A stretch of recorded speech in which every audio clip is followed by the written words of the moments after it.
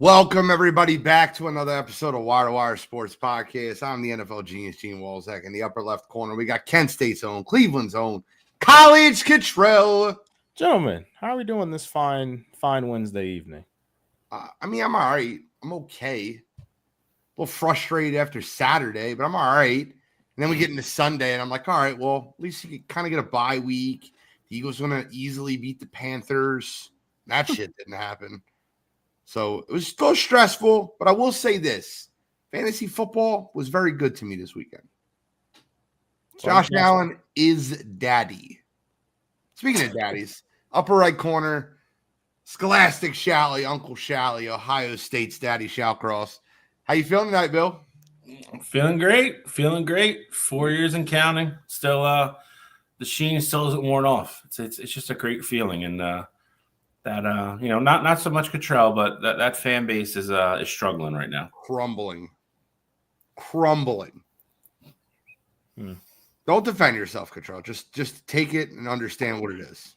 There's nothing to defend. So if you know, you know. It's one of those. If you know, you know. We're going to talk about some legislation tonight, but we got a lot to get into this week. No, we are. We're going to talk about some legislation tonight. That is wild to me.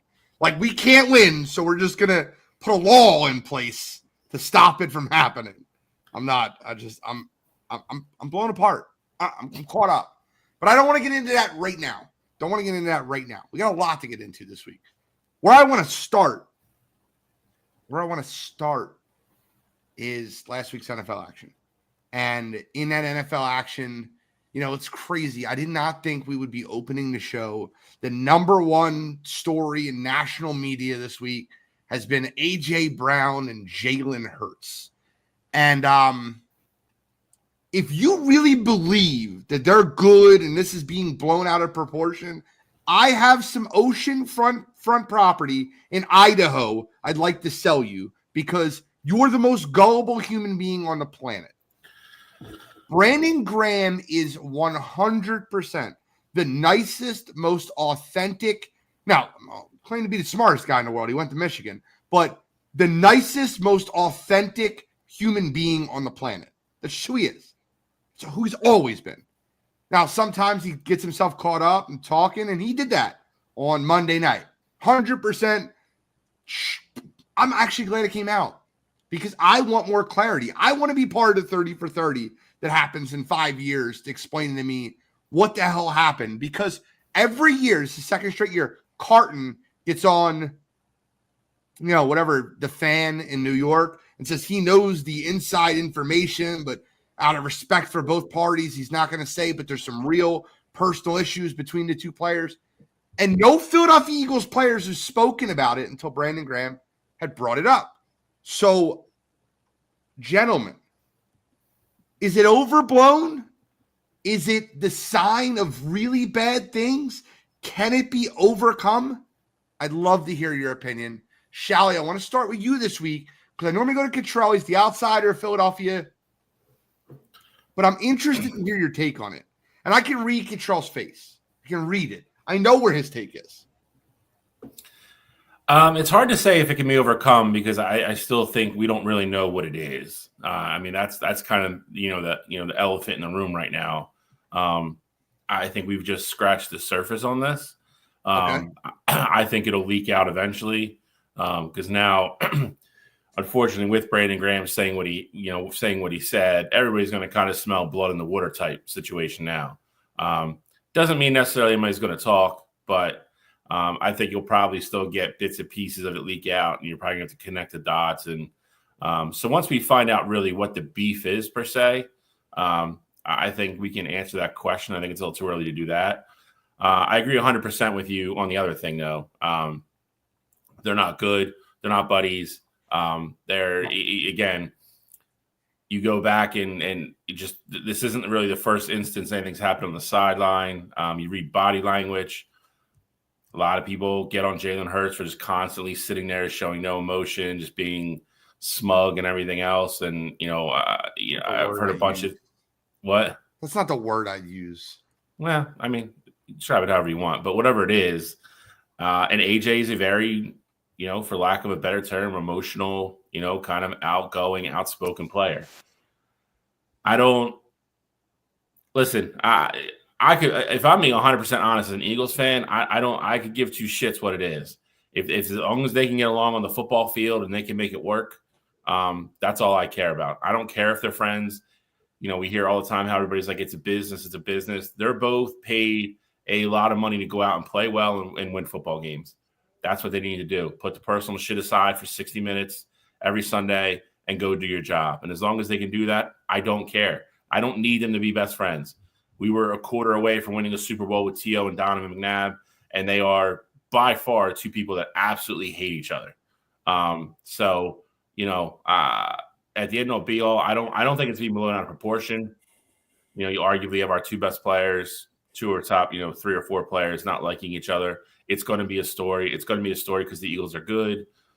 People are going to try to make it a distraction. That's the other thing. I think one of the two of them has to step up and be a leader, and at least in the media, put it to bed. Because if not, they're just going to keep getting asked about it until somebody does. So this team's got to stay focused and keep their eye on the prize and keep going forward. So we can't have they can't play Sunday how they played last week because will destroy them.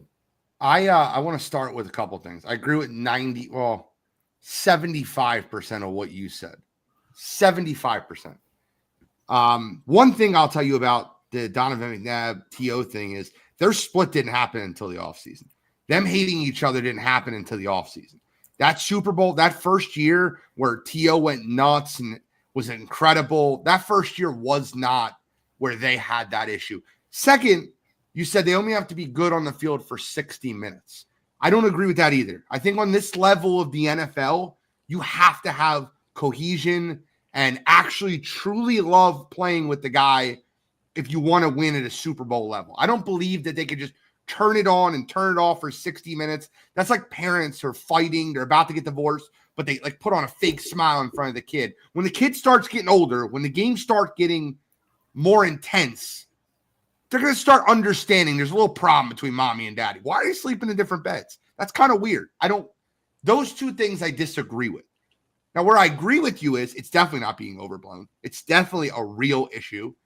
And I don't know if they could get past what that issue is. Cottrell, outside of Philadelphia, do you not see this as an issue the way we do?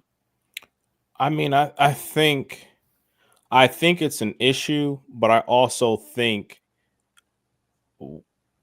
I've had fights with people that I'm close with, like that I play like sports with. Like, I say this to say this, and it's not an equal comparison here, but like you guys, like I'm sure at some point you guys are teammates, all throughout the year playing softball. I'm sure at some point since you guys have been teammates, there's been something that's gotten in between you guys. And obviously this is a much different extent here, but just because you guys are, going through that, eventually you get over that. I think it would be different if it was just like, random quarterback, random receiver. Like if this was Jalen Hurts and Devonta Smith, I would feel, even then it's kind of different too, because they both went to Bama. But even then, like I would feel slightly different about that. The fact that Jalen Hurts and A.J. Brown have both been friends since high school. Jalen Hurts is like the godfather of A.J. Brown's daughter. I feel like this is slightly different than it would be with, another quarterback receiver tandem. While I do think this is still a big deal, and I'm not saying that, everything's all sunshine and rainbows behind the scenes or anything like that. I think that this is definitely something when you have that kind of relationship, you go through fights. You fight your brother, you fight your cousins, like you go through stuff like that and you can get through it. Now, of course, it sucks because it's out there in front of everybody and everybody is, you have that spectacle on you and, you may even start to get outside things like, hey, this reporter says to you like, hey, what's really going on here? I talked to AJ a couple of weeks ago and this is what he told me in private, things like that can get misconstrued when you're in this big of a limelight with that. But I think it is a problem. I think it's a problem now. I think internally, like you guys as Phillies fans, like can recognize that that's a problem. But I also think that for me, at least, this isn't something where I'm like, oh man, these guys can't get over this. This is something we're stuck between a rock and a hard place. Like we're going to have to move on from Jalen or we're going to have to find a way to get rid of A.J. Brown. Like I don't think you guys necessarily in that spot. I think success can fix a lot of things. And, you know, if you go out, AJ has 150 yards this upcoming week, you guys win by, 17, 20 points. And, they have the conversations behind the scenes before that playoff push, then I think you guys will be fine. The one thing that I will say, though, just to end that is, you talk about all the time about how you feel about Nick Sirianni. I think it would be a lot different in the locker room if you had a guy like a Mike Tomlin or like just somebody that is a player's coach that can sit guys down like, hey, I know you guys aren't seeing eye to eye. You guys got to talk this shit out. Like, before we move on with this season here, we can have all the success we want to on the field. I don't think Nick Sirianni, especially, given what we know about him and Jalen's relationship, I don't think he's the kind of guy that would say, hey, let's put these two in a room, have them talk. We can figure out the stuff on the football side of things. But I need you guys to talk. You guys are brothers coming in. Jalen, you came into Howie's office and told me how much you wanted to bring AJ in and how great of a person he was. So I need you guys to figure this stuff out. I do want to mention this. I don't agree with this. AJ Brown's becoming Stephon Diggs, in my opinion, not happy for not getting targeted while winning. I don't agree with that. And I'll explain to you what I mean. Jeremy, I don't know if you watched the Eagles game. I wouldn't watch it either. It was Eagles-Panthers. It's not a great game to watch. But Jalen was putrid. And not putrid. Putrid would be giving him too much credit. He was awful in that game. And when I mean awful, he was missing wide open read after wide open read. On the touchdown pass to Devontae Smith, it almost looked like he looked at AJ, seen him open, was like, screw you, I'm not throwing you the ball. And then threw it to Devontae Smith. I genuinely think that he wasn't targeting AJ Brown in certain scenarios because of their friction. And that's a problem if that's really a thing. The play that was thrown for the touchdown that was called by Kellen Moore, that was thrown to Devontae Smith, was called for A.J. Brown. Jahan Dotson threw a rub. A.J. Brown was wide open on the slant, literally just had to throw in the ball. And he didn't do it. He threw to the outside. He threw a much tougher pass. Devontae Smith caught it for a touchdown. I also believe, and just taking this another step further, that there's a really internal issue there. Brandon Graham's words were very direct. They used to be friends. And I know one is trying, but 11 needs to hold himself more accountable. I think there's a Hugh Douglas, Terrell Owens divide in that locker room. And if you don't know what I'm talking about, last year it felt like Devontae Smith was kind of on the side of Jalen Hurts. If you watch that football game, Jalen Hurts came off to the sideline and he's with Calcaterra. He's with the coach. A.J. Brown and Schmitty are sitting right next to each other, not talking to anybody. And Schmitty had some comments. I've never, ever, ever heard Devontae Smith have like a little bit of sly-ass comment. And he had one at the end of the game.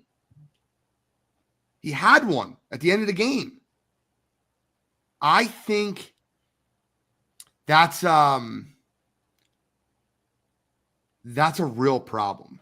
I think that's a real problem to know that divide and that chemistry. Now, here's the thing, right? I think they go out and beat Pittsburgh. I think they kick their ass. I think they pretend that everything's fine. But there's going to be a game where they're going to start slow again and they're going to get down 7 or 14, or they're going to be in a dogfight this year. And it's the dog. Look, you said the thing about me and Shally, right? And I'll give you exactly. We've definitely gotten arguments on the field. It's happened multiple times. But normally, those are our lowest moments as a team. When it's funny, there's a guy, Eric, on our team, and he says something as a joke. He goes, when mom and dad are fighting, the rest of the family just isn't doing well. And that couldn't be more true for, like, if we have an argument on the field, that's normally our worst games. That's normally when we're in the lowest parts. And I don't, there's definitely times where we've won in the games and kind of been annoyed and we outplayed the other team and we were fine. I'm sure they can do that versus Pittsburgh or New York. I'm not sure that they can do that versus Green Bay, at Detroit. That's the way I feel. If the ultimate goal is the ultimate goal, and Jalen's comments today were almost laughable. Last year, he had mentioned the standard. So they constantly asked him about the standard. Today, he's kind of, well, I said that comment a year ago. I'm not sure when winning didn't become enough. Well, you said last year when you guys were winning games ugly that you weren't playing to your standard. That game Sunday was not playing to the Eagles' standard. That's period. I'm sorry, Jalen. I'm sorry, AJ. That's the truth. But my thing is, though, is that we actually sat on this show last Wednesday, and you guys were telling me about how the Eagles were the best team in football. Like, I just don't know. And I get it. It looks bad everywhere. But, like, literally up until you say the point about softball, when you guys have your, you guys have your arguments, that's when you play your worst game. Well, AJ and Jalen had the argument, and they had their worst game, and guess what?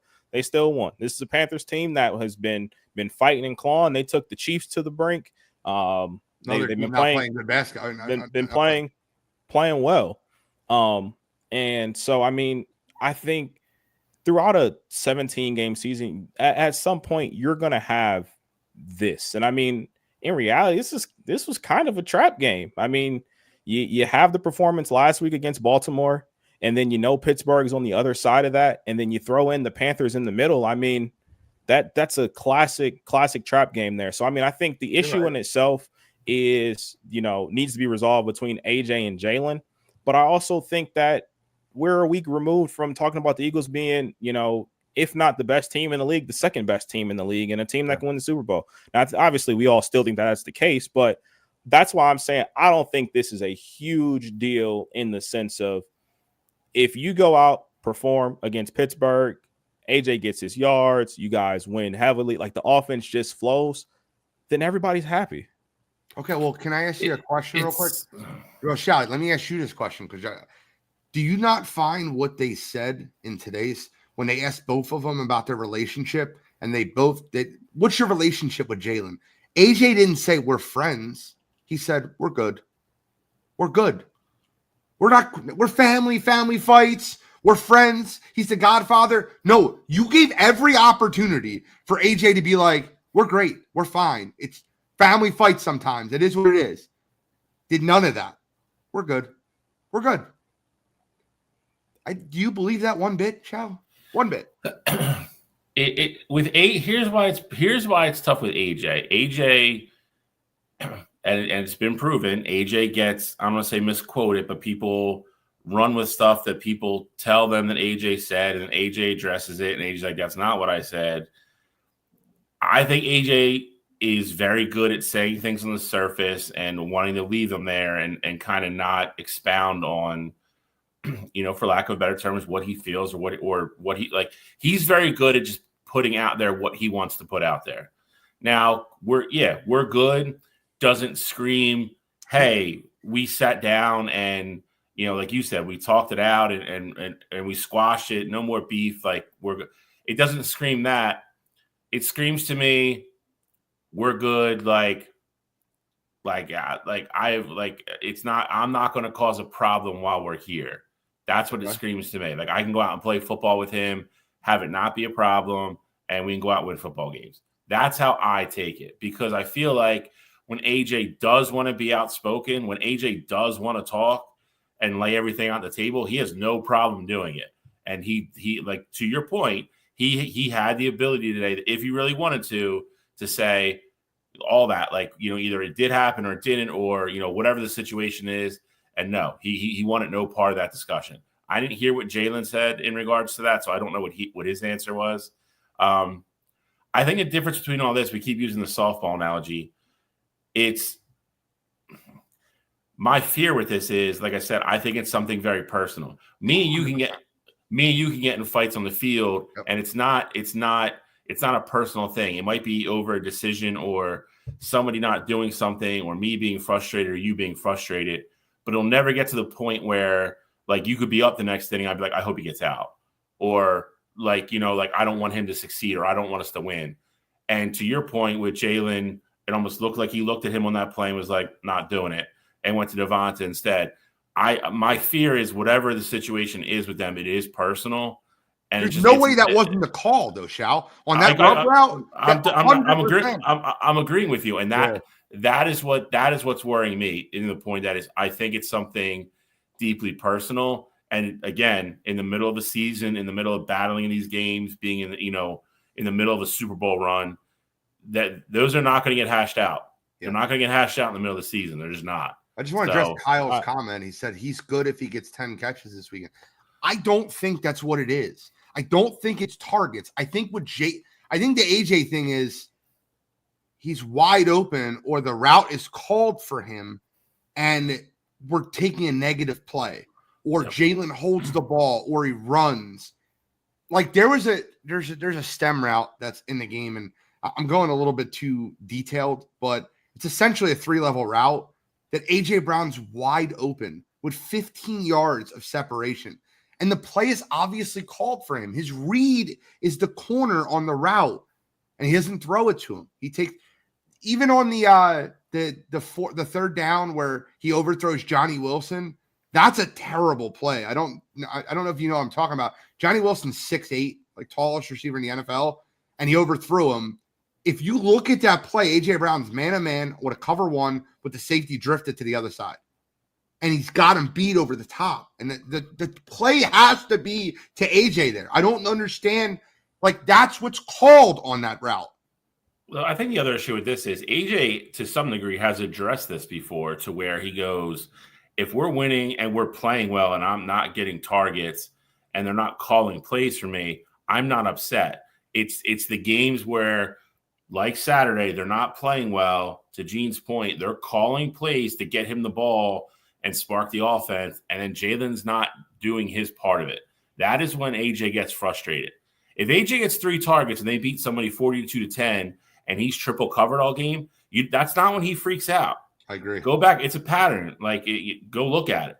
Any game that he's ever gotten upset, it's when they're not playing well, and then obviously he's not getting the ball or they're calling plays for him, and Jalen's not facilitating and getting him the ball. Their biggest – listen – and we've talked about it before. Wide receivers by nature are touchy. They're divas, whatever you want to call them.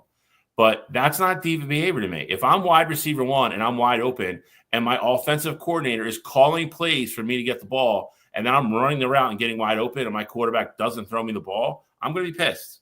I want to try something with you guys because we're going to dead that for a minute. We'll move forward. But I want to try something with you guys. Help me out with your power rankings, okay? I want to see something. You guys play along with me? Play along with me here. Who's your number 1 power ranked team in the NFL right now? Mine's got to be Detroit now after Sunday. Detroit, great win last week versus Green Bay. Great football game. By the way, Green Bay covered, Jeremy, so I wasn't wrong. But thank you. I love you. I'm just kidding. I know your Lions are doing great, and I am so happy for you. I picked them to win the Super Bowl. Remember that. But Detroit's my number 1 now. Who's your number 1 power rankings? Detroit. I was in Detroit last week, and I'm Detroit now. I'm Detroit now. I said if they win Thursday, they'll be number 1 again. Where are you at, Shal? Power rankings. I mean, I think. I mean, again, you're looking at them week by week. I don't think you can make a case for the Eagles to stay there after playing the way they did, and then on top of that, Detroit having a huge win. I will get to this. I promise. Appreciate the sub. We have our college football after trivia. It'll be right after 8:00 Eastern Standard. So thank you very much for bringing this up. Welcome to the show. But you have Detroit. Second, I have Philadelphia. I don't know where you guys are at. Give me your 2, 3, 4, and 5, if you don't mind. Give me your 2, 3, 4, and 5. There's a reason I'm doing this. I promise. 2 would be the Eagles for me. 3 would be Buffalo. Buffalo, okay. Kansas City would be 4. Okay. Got the Steelers we're playing this week. There's a lot of them, right? Give me. I know the Steelers are winning, but give me the Ravens. There's a lot of them. I'm between Baltimore and Green Bay for the 5th one. Okay, Green Bay. It's a good one. I'll go Baltimore. Okay. Who's 6 for you, by the way? Is it Baltimore then? No, I'm going Baltimore 5. I'll go Green Bay 6. All right. What's your 2 through 6? Just for the hell of it. So I go Eagles at 2. I'd go Chiefs at 3. I go Bills at 4. Okay. And then as it stands right now, my 5 would actually be the Minnesota Vikings. See, that's what I was waiting for. And I mean that in the sense of, are they the most disrespected 11-2 team you've ever seen in your entire life? I looked at the standings today. I'm like, wow, they are 11-2. I knew they were 11-2. I'm just giving you no one is talking about Minnesota being one game out of the 1 seed in the NFC. I mean, I think what it really comes down to is, obviously the defense has been playing well, and Sam Darnold's been playing well, but just looking at the landscape, I know that the AFC is more quarterback heavy, but just looking at the landscape of the NFC, you don't if I'm looking at it from a who can win a Super Bowl kind of thing. I know they're 11-2, but bro, I'm not against guys like Pat, and I know Pat hasn't even had a crazy season this year, but like Pat, Lamar, Josh, even Jalen playing like how he has been. Yeah, of course, Jared Goff being another one with the Lions and how that offense has been. For me, I just think quarterback play just comes into so much, as far as power rankings in terms of who can actually win a Super Bowl. No, but what's crazy though? I was listening to a show earlier today, and they were talking about the Rams being the scariest team in the NFC, that not named Philadelphia and Detroit. And you're sitting there thinking well, the Rams just put up 44 points versus Buffalo. You forget 3 weeks ago, the Philadelphia Eagles went to LA and beat the shit out of LA. It wasn't close. But I think that's I say styles make fights, and I think with the way Philadelphia's offensive line looked, that Rams team couldn't get any pass rush. And I do think the young core of the Rams can get a pass rush on a lot of other teams in the league, not named Detroit and Philadelphia. Okay, but my point being is you never hear anything about Sam Darnold just went out and threw 5 touchdown passes to Jordan Addison, Justin Jefferson might be the best 1-2 in football. The way they're playing football, Jordan Addison's playing great football. 3 touchdowns this past week. And that defense, that Flores defense, the way everything has broken down, man, Brian Flores better be a head coach soon. I know the NFL wants to not give him a head coaching job, but that guy is a great football coach. I will say it and keep shouting it from the rooftops. That Vikings team, don't worry, go name 4 players on their defense. I know you guys can, but think to yourself, if you're listening to this podcast right now, think of 4 players that you know on that defense. Sam Darnold, a guy that was written off for dead. The Minnesota Vikings are 11-2. 11-2. It's kind of wild that no one talks about them at all. I just wanted to bring that up. I wanted to see where you guys were on the power rankings. But there's 2 massive football games this week. And when I say massive, I mean they're out of this world. 4 10-plus win teams are playing this weekend, and they're playing versus each other. We'll get into that in a second, right? We'll get into those 2 massive football games. I do have to say this. And I got it. I don't know what gods they pray to. I don't know what they're doing to get this. But man, how does Kansas City keep winning football games the way they're winning football games? Have you ever seen anything like this? They had a doink win this week.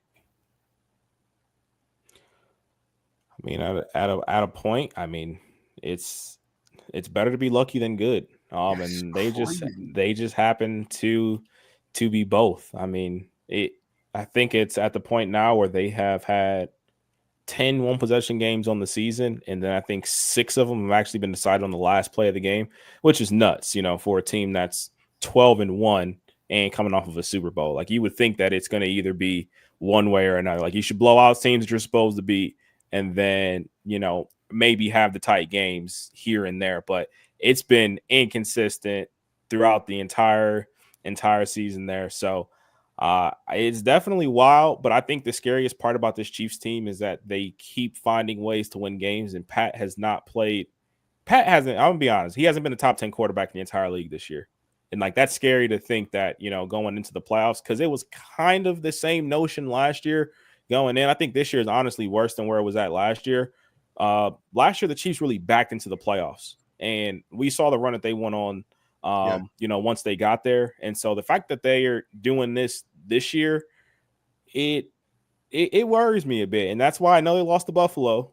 But ultimately, that's why I can't have them any lower than 3, because you find ways to win football games, and your best guy, the best player in the league, is not playing anywhere close to his best. Then you're always going to have a shot to win football games. Charlie? No, I mean, listen, I think the only thing for me is, it's kind of twofold. I think if you're the league, you have to be a little bit concerned that they have the record they have. And to Cottrell's point, you could argue they're really not playing great football. Do they flip the switch somewhere, or is this just really what they are this year? And if it is really what they are this year, I would have to think at some point the luck starts kind of going the other way. It's just kind of a statistic / probability type deal. But I agree with Cottrell. I mean, I've said it a couple times on the show, this more so than any other year. I mean, that team is winning games because of the defense. It's not because of Patrick Mahomes, and it's because of the offense. I mean, that defense is by far the stronger unit on that football team right now. And it's been a long time since you could probably definitively say that, in the Patrick Mahomes era there in Kansas City. So they're going to keep doing it. Again, I mean, teams keep letting him have the ball, at the end of the game. And there's been some favorable penalties called sometimes, some other ones not called. I would have to think at some point it starts evening out. And if it does, and they don't start playing better football, then they might start losing some games. Or they could just keep on coasting and then flip a switch. And if there's another level to this, then the NFL is just in trouble probably. Got to be the best 4:00 hour in red zone history this coming week. You got a really good game Thursday night. You got the Rams at the 49ers. That's basically a division. You obviously have the Cardinals there and the Seahawks, but these two teams are fighting for the division. If the 49ers lose this football game, you can eliminate them from winning the West. They looked great last week, but there's too many bangers to talk about. The 4:00 hour has Indy at Denver. Indy's not a playoff team. Denver kind of is right now. It has New England at Arizona. That's not great. It's got Tampa at LA. Both teams are playoff teams. And then you have you have a game for Pittsburgh at Philadelphia. That's not the main event of the evening, because the main event of the evening is the Buffalo Bills at the Detroit Lions. And that's all at the 4:00 hour. I'm going to have my 2 TVs rolling. Eagles on one, Red Zone on the other. Can't miss the 4:00 hour this week. Really Let's break down some games. Let's give a little bit of insight. I'm going to start with Philadelphia-Pittsburgh. The Philadelphia Eagles are at home versus the Pittsburgh Steelers. Steelers defense is lights out. Mike Tomlin's going to have those guys ready to play. The Battle of PA. I told you already earlier, I have the Eagles in this football game. I have the Eagles winning this football game. I think they'll get it together. They'll make us all believe that him and AJ are friends. You're going to see AJ Brown's going to torch Joey Porter Jr. Just what he's going to do. He's more physical, and Joey Porter's that type of physical corner that I think that AJ Brown will be able to link up with perfectly. So I think the Eagles go win. I think the line is very indicative of what they think is going to happen in Vegas. The Eagles are 5.5-point favorites in this game. I wouldn't have thought that without looking at, especially with all the turmoil. I think they're trying to get Pittsburgh money. Your thoughts on the game, Cottrell? Well, I'm actually picking this game because similar to you, I do have strong sentiments, one way or another there. So I think this game is a game that's, I hate to be cliche here, but I think this is a game that's going to be won in the trenches. Pittsburgh's defensive line has been incredible all season. Got a ton of talent there. And then obviously we know Philadelphia's offensive line has been great for years at this point. Then on the flip side of things, I mean, you've seen Russell Wilson have these great games. I mean, a couple weeks ago, the game against Cincinnati went off in that one. Offensive line been holding up there. And, on the flip side of that, you got the Eagles defensive line who has a ton of talent going there as well. So, won't get too deep into it, but I think this is a game that's definitely going to be won in the trenches. And, you're going to see early how this game's going to go. Okay. Well, if you're saying early, you might be picking the Steelers because the Eagles don't do anything early. They're the lowest amount of points in the first quarter in entire NFL. It's 17 points in the first quarter this year. I think the Seattle Seahawks scored 17 points in the first quarter last week. That's a wild stat. Shally, how do you see this Steelers-Eagles game go? I think they're going to win too. I mean, I think the reason the Steelers aren't getting put in serious contention or conversation for Super Bowls and stuff is it's still that offense. And, I think they've with some games they've been doing enough to get by, and that defense is winning them games. They're going to play against an Eagles defense right now that is maybe playing better than any other defensive unit in the league. I think Russell Wilson's going to get pressured a lot. He's probably going to throw at least one pick. I think they'll be able to stop or at least slow down Najee in the run game. And to your point, every time this has also kind of happened in the past, usually kind of follows up with AJ having a huge game. So I agree. I think AJ's going to have a monster game. I think Jalen will look better. Doesn't mean the behind-the-scenes stuff is gone, but I think they'll, cross-state rival, big football game, bright lights shining. I think the Eagles will play very, very well at home. I like the Eagles to win. I like the Eagles to cover. I like the Eagles in this game a lot too. Don't want to move past it because last week, the game of the week was 100% the Buffalo Bills versus the Los Angeles Rams in LA. The Bills couldn't get a stop when they needed it. And that defense as a whole was very leaky to Puka Nacua. Puka Nacua had a great game. No one could slow him down. Now you're playing against a Detroit team in which I don't know I don't know how Buffalo stops them. They run the football very, very well. I'm picking this football game, so I will kind of like pass on this one. But Detroit is playing at home. They're playing a Buffalo team on a back-to-back road, coming off a loss. Cottrell, how do you see this one? So before I really get into that, because you brought up the game last week, I definitely want to get your guys' opinion on it. Did Sean McDermott make obviously we know it didn't work, the QB sneak, and they had to call timeout, and then they only had 2 timeouts left. How bad of a decision do you guys think that was? Do you think it's as big as like what ESPN has been talking about? I mean, they've Absolutely been talking about not. it nonstop. You have a guy that says as big as Josh Allen is, and you want to run a quarterback sneak, you need to run that quarterback sneak. I think that's on the offensive line. I think that's on Josh. I think when they made that call, they needed to know that they needed to get in the end zone by all means.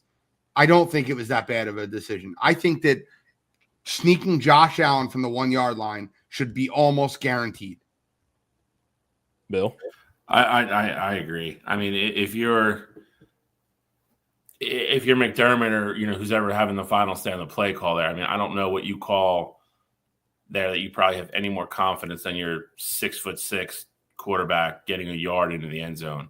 They just like Gene said, they just didn't get it done. It's more of an execution thing than I think a play calling thing. So I would have called if I'm a coach there. I'm calling that and fully expecting, Josh Allen to get in the end zone and score. So, you just gotta give, tip your cap to the defense there for a stop. And, it's kind of the way football crumbles sometimes. I just to be clear, I don't have any issue with it. When you put up 42 points, you should be winning the football game. That defense definitely let them down. And Kneecap Biting brings up a great point. He says the Bills defense is suspect on third down, 17th in the league.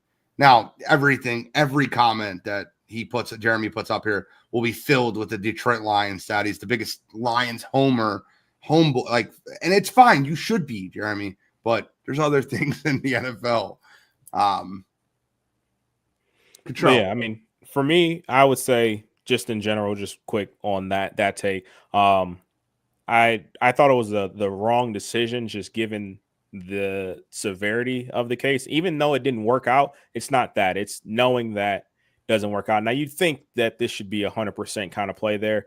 I think if you go design QB run there, I would have liked it to have like an RPO option. So, if it's not there, you can at least throw it over a receiver's head out of bounds to not run the clock there. And And not even just that. If you could call a design pass play and still have Josh Allen, want to run it in there. So either way, I'm 50-50 on it. I didn't think it was awful. I thought ESPN overblown it a lot there with the decision. And regardless, like you said, if you already gave up 44 points in the game, trusting your defense to get 3 stops in a row to get you the ball back probably wasn't going to happen anyway. So I think it's 6 in one hand, half a dozen in the other there. But as far as the game goes this week, I think for me, I'm rolling with the Lions in this one. This Lions team feels like a team of destiny, and I don't say that just because of things like that happen in the Chiefs game where they just magical stuff just happens in there. I more so mean it's like no matter what punches come Detroit's way as far as injuries go, if one running back's not getting it rolling, no matter if Jared Goff's throwing interceptions, feels like every single week they find a way to win these football games there. So with that said, I think Buffalo is just another hump in the middle of the road there, and they're going to find a way to get right through Buffalo. So I think you're going to see Detroit run the ball a ton in this one. And I also think, just with the success that LA had last week, you're also going to see Ben Johnson dial up a whole bunch of explosive plays to try and get things moving. You saw Puka Nacua have a rushing touchdown last week. Like, that just makes me think Jameson Williams could have a big day this upcoming week. Now, obviously, Puka, Jameson, 2 different caliber receivers there, but that just makes me think that they're going to get these guys out in space, have a lot of motion, and really try to confuse the eyes on that defense there. So I like the Lions here. I think the spread was at like 3, I want to say. 2.5. So, yeah, 2.5. I like them to cover that. I'm not officially picking it as part of like my pick 'em, but I think the Lions take care of business, and I think it's a game that's going to always be entertaining, but it's one that's never truly in doubt. So, John, love you. Love the comments. You're going to get me fired up, and that's fine. I'm going to give – there's this topic segment that's right on the left side. I haven't been running. When we get to college football, we'll talk about the college football. I promise you, I'm not running. I'm going to stand up here and take my beating like a man, unlike Cottrell. I'm kidding. But, no one's running. Well, there's a topic section. Already in college football, we will talk about college football. I'm done. Listen, I'm picking the game, so I'll stay away from it.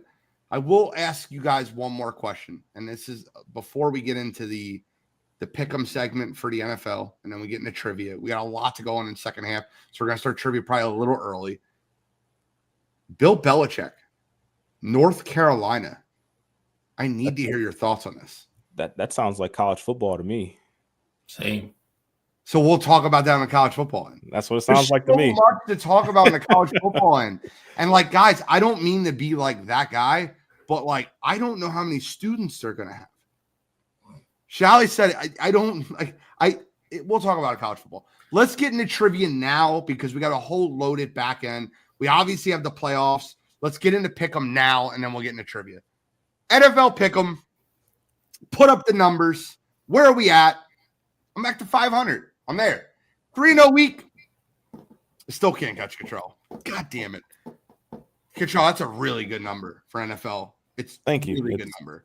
Much better than college. I'll tell you that. So I will take it. But in same order, we go as always. So go ahead, start us off here this week. Let me go ahead and get my picks here. So first game, I'm going back to the well. They did me well on Monday night. I'm picking them again. Like the Bengals -4.5 at the Tennessee Titans. The Titans are an awful football team. At this point, I feel like they are actively trying to lose football games. And with that being the case, I think with the way that the Bengals offense is rolling, just like how I said last week with Cincinnati and Dallas, I think that Bengals offense can score 30 on the Titans. Now, their defense is awful, so the Titans may put up some points there, but I think the Bengals score, way too many to cover that 4.5 point spread. Second game I like the Chargers at home versus the Bucks. I think this is a game that's going to be really, lower scoring. I think if you can have, Baker and company potentially turn the ball over once or twice in that one, I think Jim Harbaugh is definitely going to try and run the ball into the dirt. And so I like the Chargers to cover that 3-point spread in a lower scoring affair. And then my last one, I like the Eagles -5.5 versus the Steelers. Look, I'll be the first to tell you, I think there is smoke with the whole AJ and Jalen thing. Like, I don't want that to be mistaken here. But at the same time, I think this is the kind of game that you put things aside and say, hey, we're good. Winning cures all. This can be a big Saquon Barkley day. And then on the flip side of things with that Eagles defense, I'm not a big believer in the Pittsburgh offense. I know Russ had a great game against the Bengals, but outside of that one game, Russ has actually looked rather pedestrian the past 4 out of the last 5 weeks if you exclude that one game. Now, could be a little, nitpicking and things like that. Just say 4 of the last 5. Like, what about the other games? I'm just saying I think Russ has started to come back down to earth now that we've seen how he's going to operate in that Pittsburgh offense. And especially if George Pickens isn't playing, I think the Eagles DBs are going to have a field day lining up against those Steelers receivers. So I like the Eagles to cover that 5.5-point spread as my last pick. Let Russ cook. So actually 2 of my picks are exactly the same as Cottrell's. I'm going to start up in Tennessee. I am taking the Bengals -4.5. Same reason.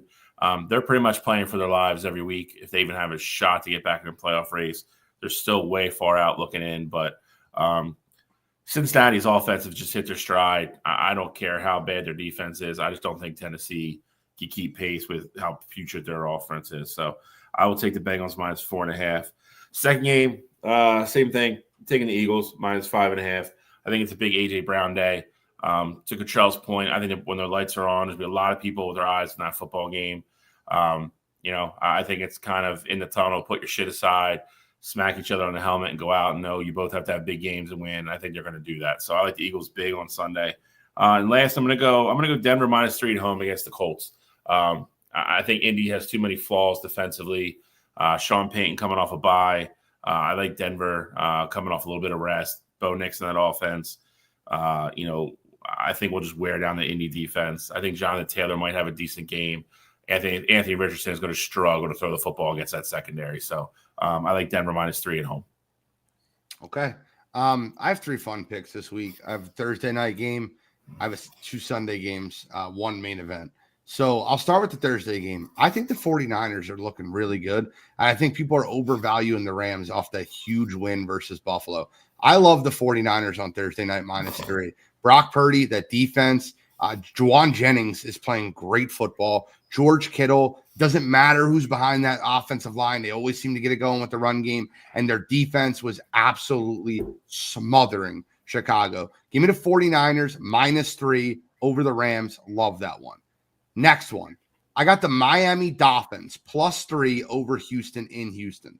You know when the Dolphins struggle? When it's below 40 degrees. You know where it won't be below 40 degrees? In Houston. I think the C.J. Stroud sophomore slump continues. I think Houston continues to slide a little bit. Give me the Dolphins +3 over Houston. By the way, this might be the first 2 weeks in a row where we can say that Bryce Young's outplayed C.J. Stroud since they've been drafted. And then last but not least, I don't care how homerish this sounds. Give me the Buffalo Bills +2.5 over the Detroit Lions. I love spreads there, 2.5. I think Detroit's been really in these close games versus Chicago versus Green Bay. It's got to come to an end. I think the Buffalo Bills win the football game and the Eagles tie Detroit for the number 1 seed in the NFC coming down the stretch. Give me the Bills +2.5. I think it's really funny that the odds makers are saying on a neutral field, Buffalo's better. I think that matters. That's my picks. Right now, do you guys know how that works? Because I know if things go how like that way, 3 teams tied 11-2: Vikings, Eagles, and Lions, who are it's conference record, and I think all of them would be the Lions would still be in first place because their one loss would have been Tampa Bay, their second loss would have been Buffalo if they're tied. It really depends on how that plays out. Divisional record goes first. They obviously play each other, so you won't have to worry about them being tied. But for that week, you go conference record. You would essentially need, it's been real odd, if Detroit wins out, Minnesota wins out, and Minnesota beat Detroit the last week of the season. That would be where it gets really interesting. Gotcha. But turning my chat off. Guys, I apologize. Won't be posting comments. We got trivia. Feel free to put all your comments in the chat. My chat is now officially turned off. I have private chat on. Private chat so you guys can see it. There we go. And I am fired up for this week's trivia question. It is Gene versus Cottrell. And Shally is given the question. Oh, yeah, I forgot. Hold on. Let me put this up real quick. Brand banners. That's banners. There we go. We're going to put the ticker up there. Ticker Day Parade.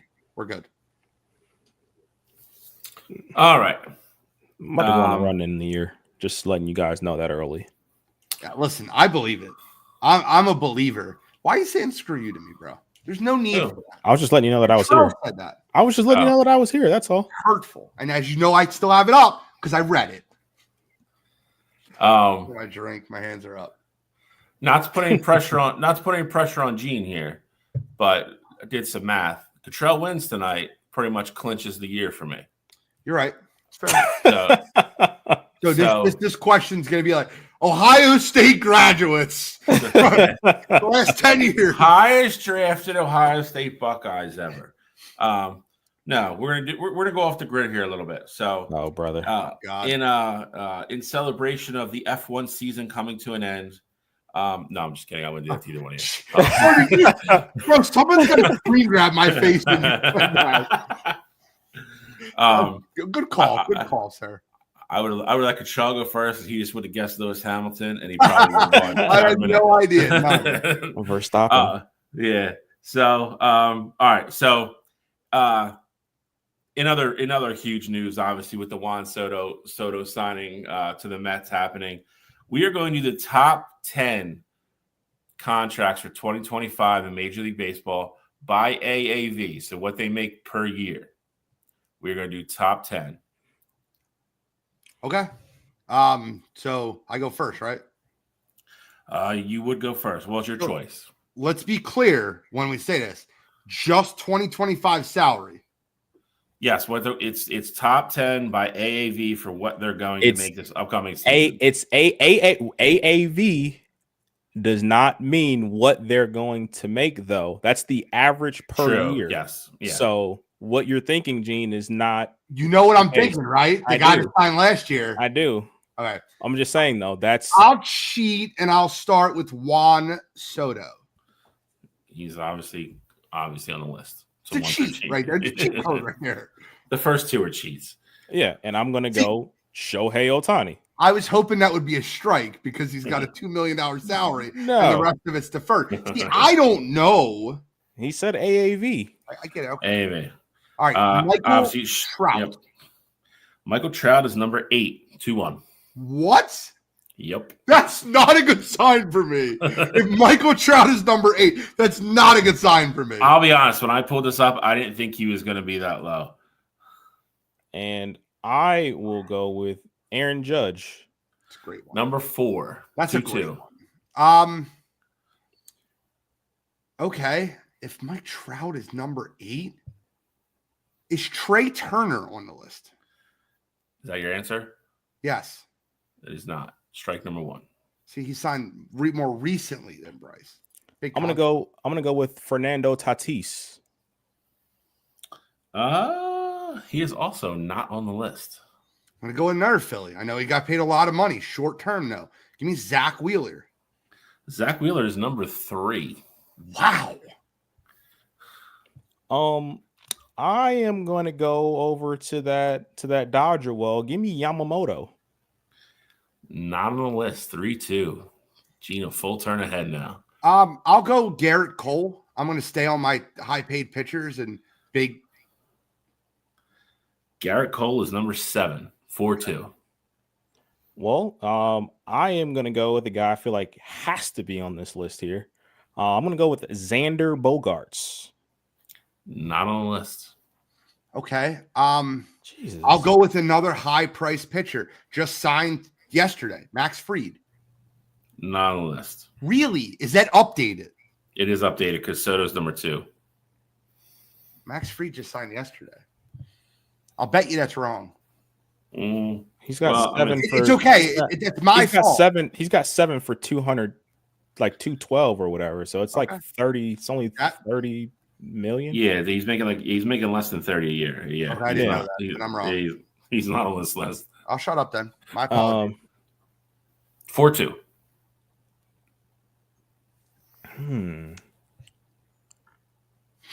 Little Billy. I want to go. I want to go back to the Dodgers. They have to have more than one person on this list. We'll go Mookie Betts. Mookie Betts, believe it or not, is not on the list. Okay, give me a guy that signed a huge contract and hasn't pitched. Give me Jacob DeBum. Number 5. Yeah, I knew that was going to be there. So Gene can do no worse than tie. Oh, you need the other 3, Cottrell. I feel like I'm going to run through this. I think I know. I think I know 2 more. You got number 6, number 9, and number 10. There's at least another pitcher on there, and I think I know who it is.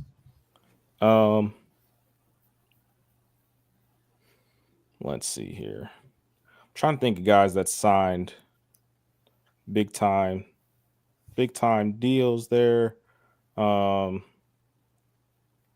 It's going through.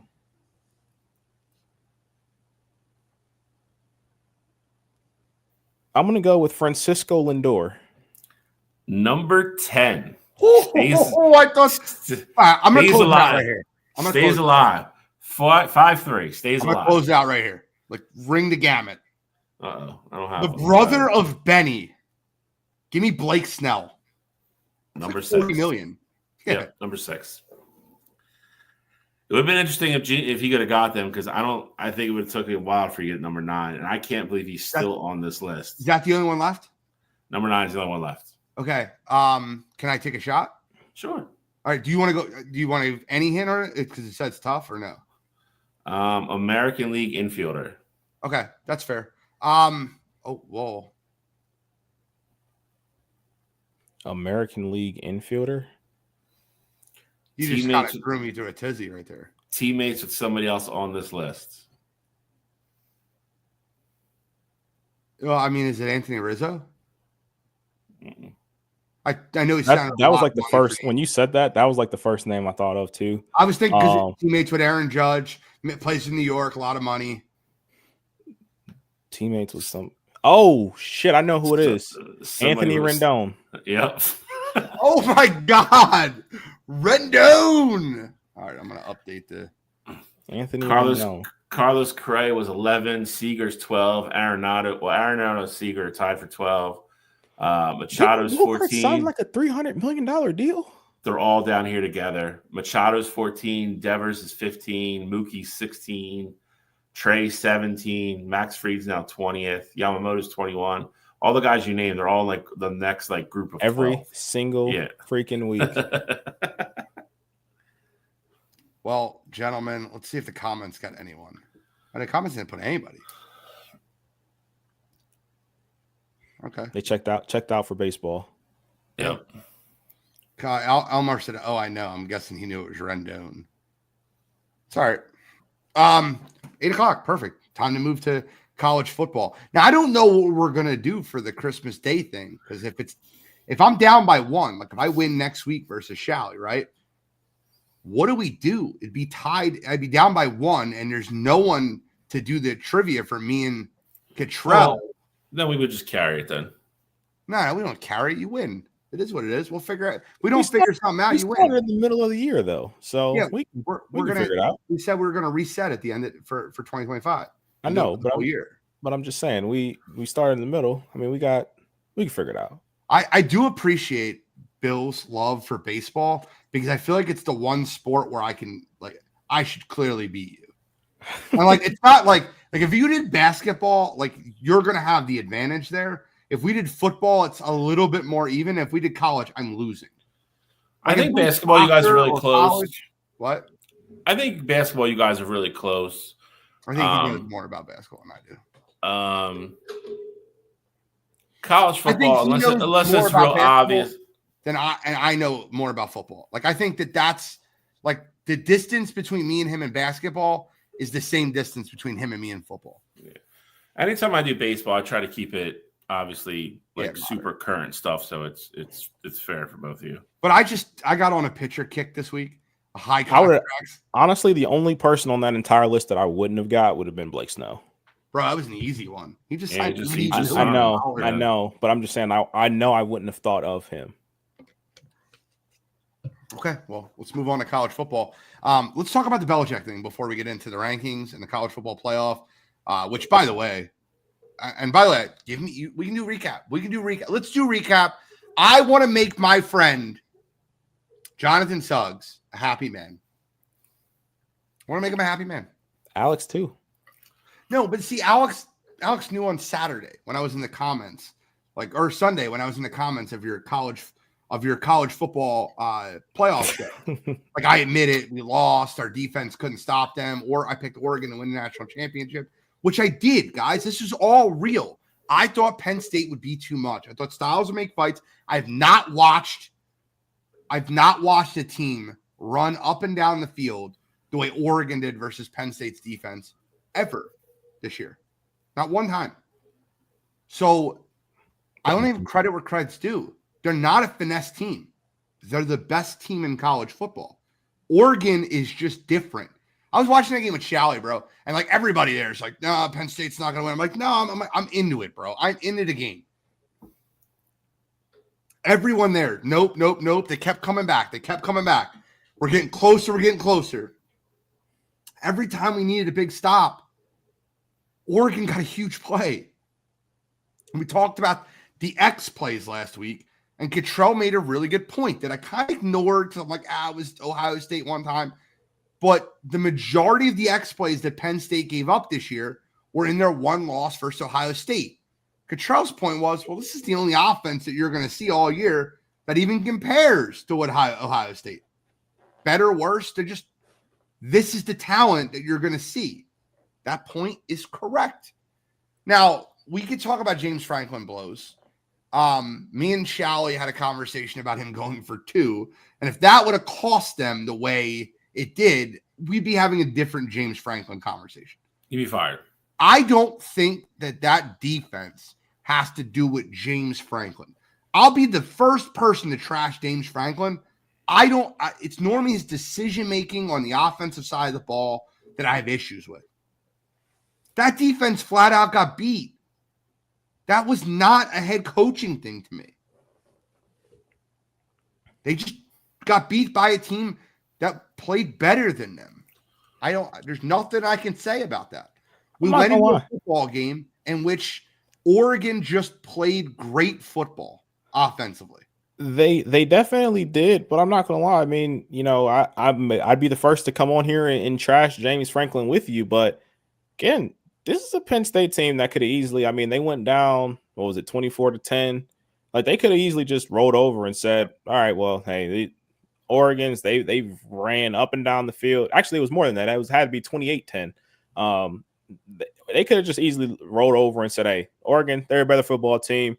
We can't stop them defensively. We'll keep trying some stuff offensively, but we see the writing is on the wall here." But that wasn't the case, and I think a big part of that has to come from the head coach. I think at that moment he was letting those guys know that, hey, we are still very much in this game. And I think with a lot of other teams in that situation, hell, look at Alabama and Oklahoma. Obviously, it wasn't the same stakes, but look at how that game was just a few weeks ago.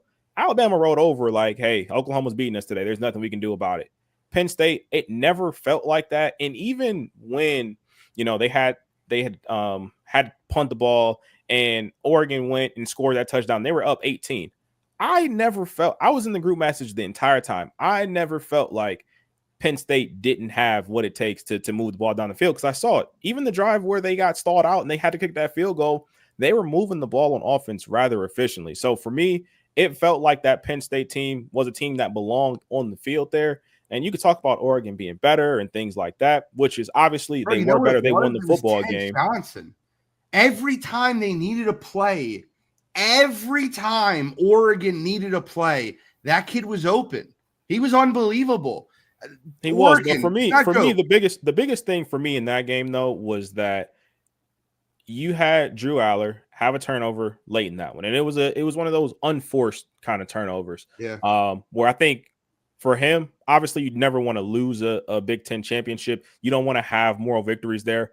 But I think that is something to learn from in that moment, because you didn't need the big play there. It wasn't like you were pressed for time in that moment. It was just, one of those things that happened. 9 yards of carry.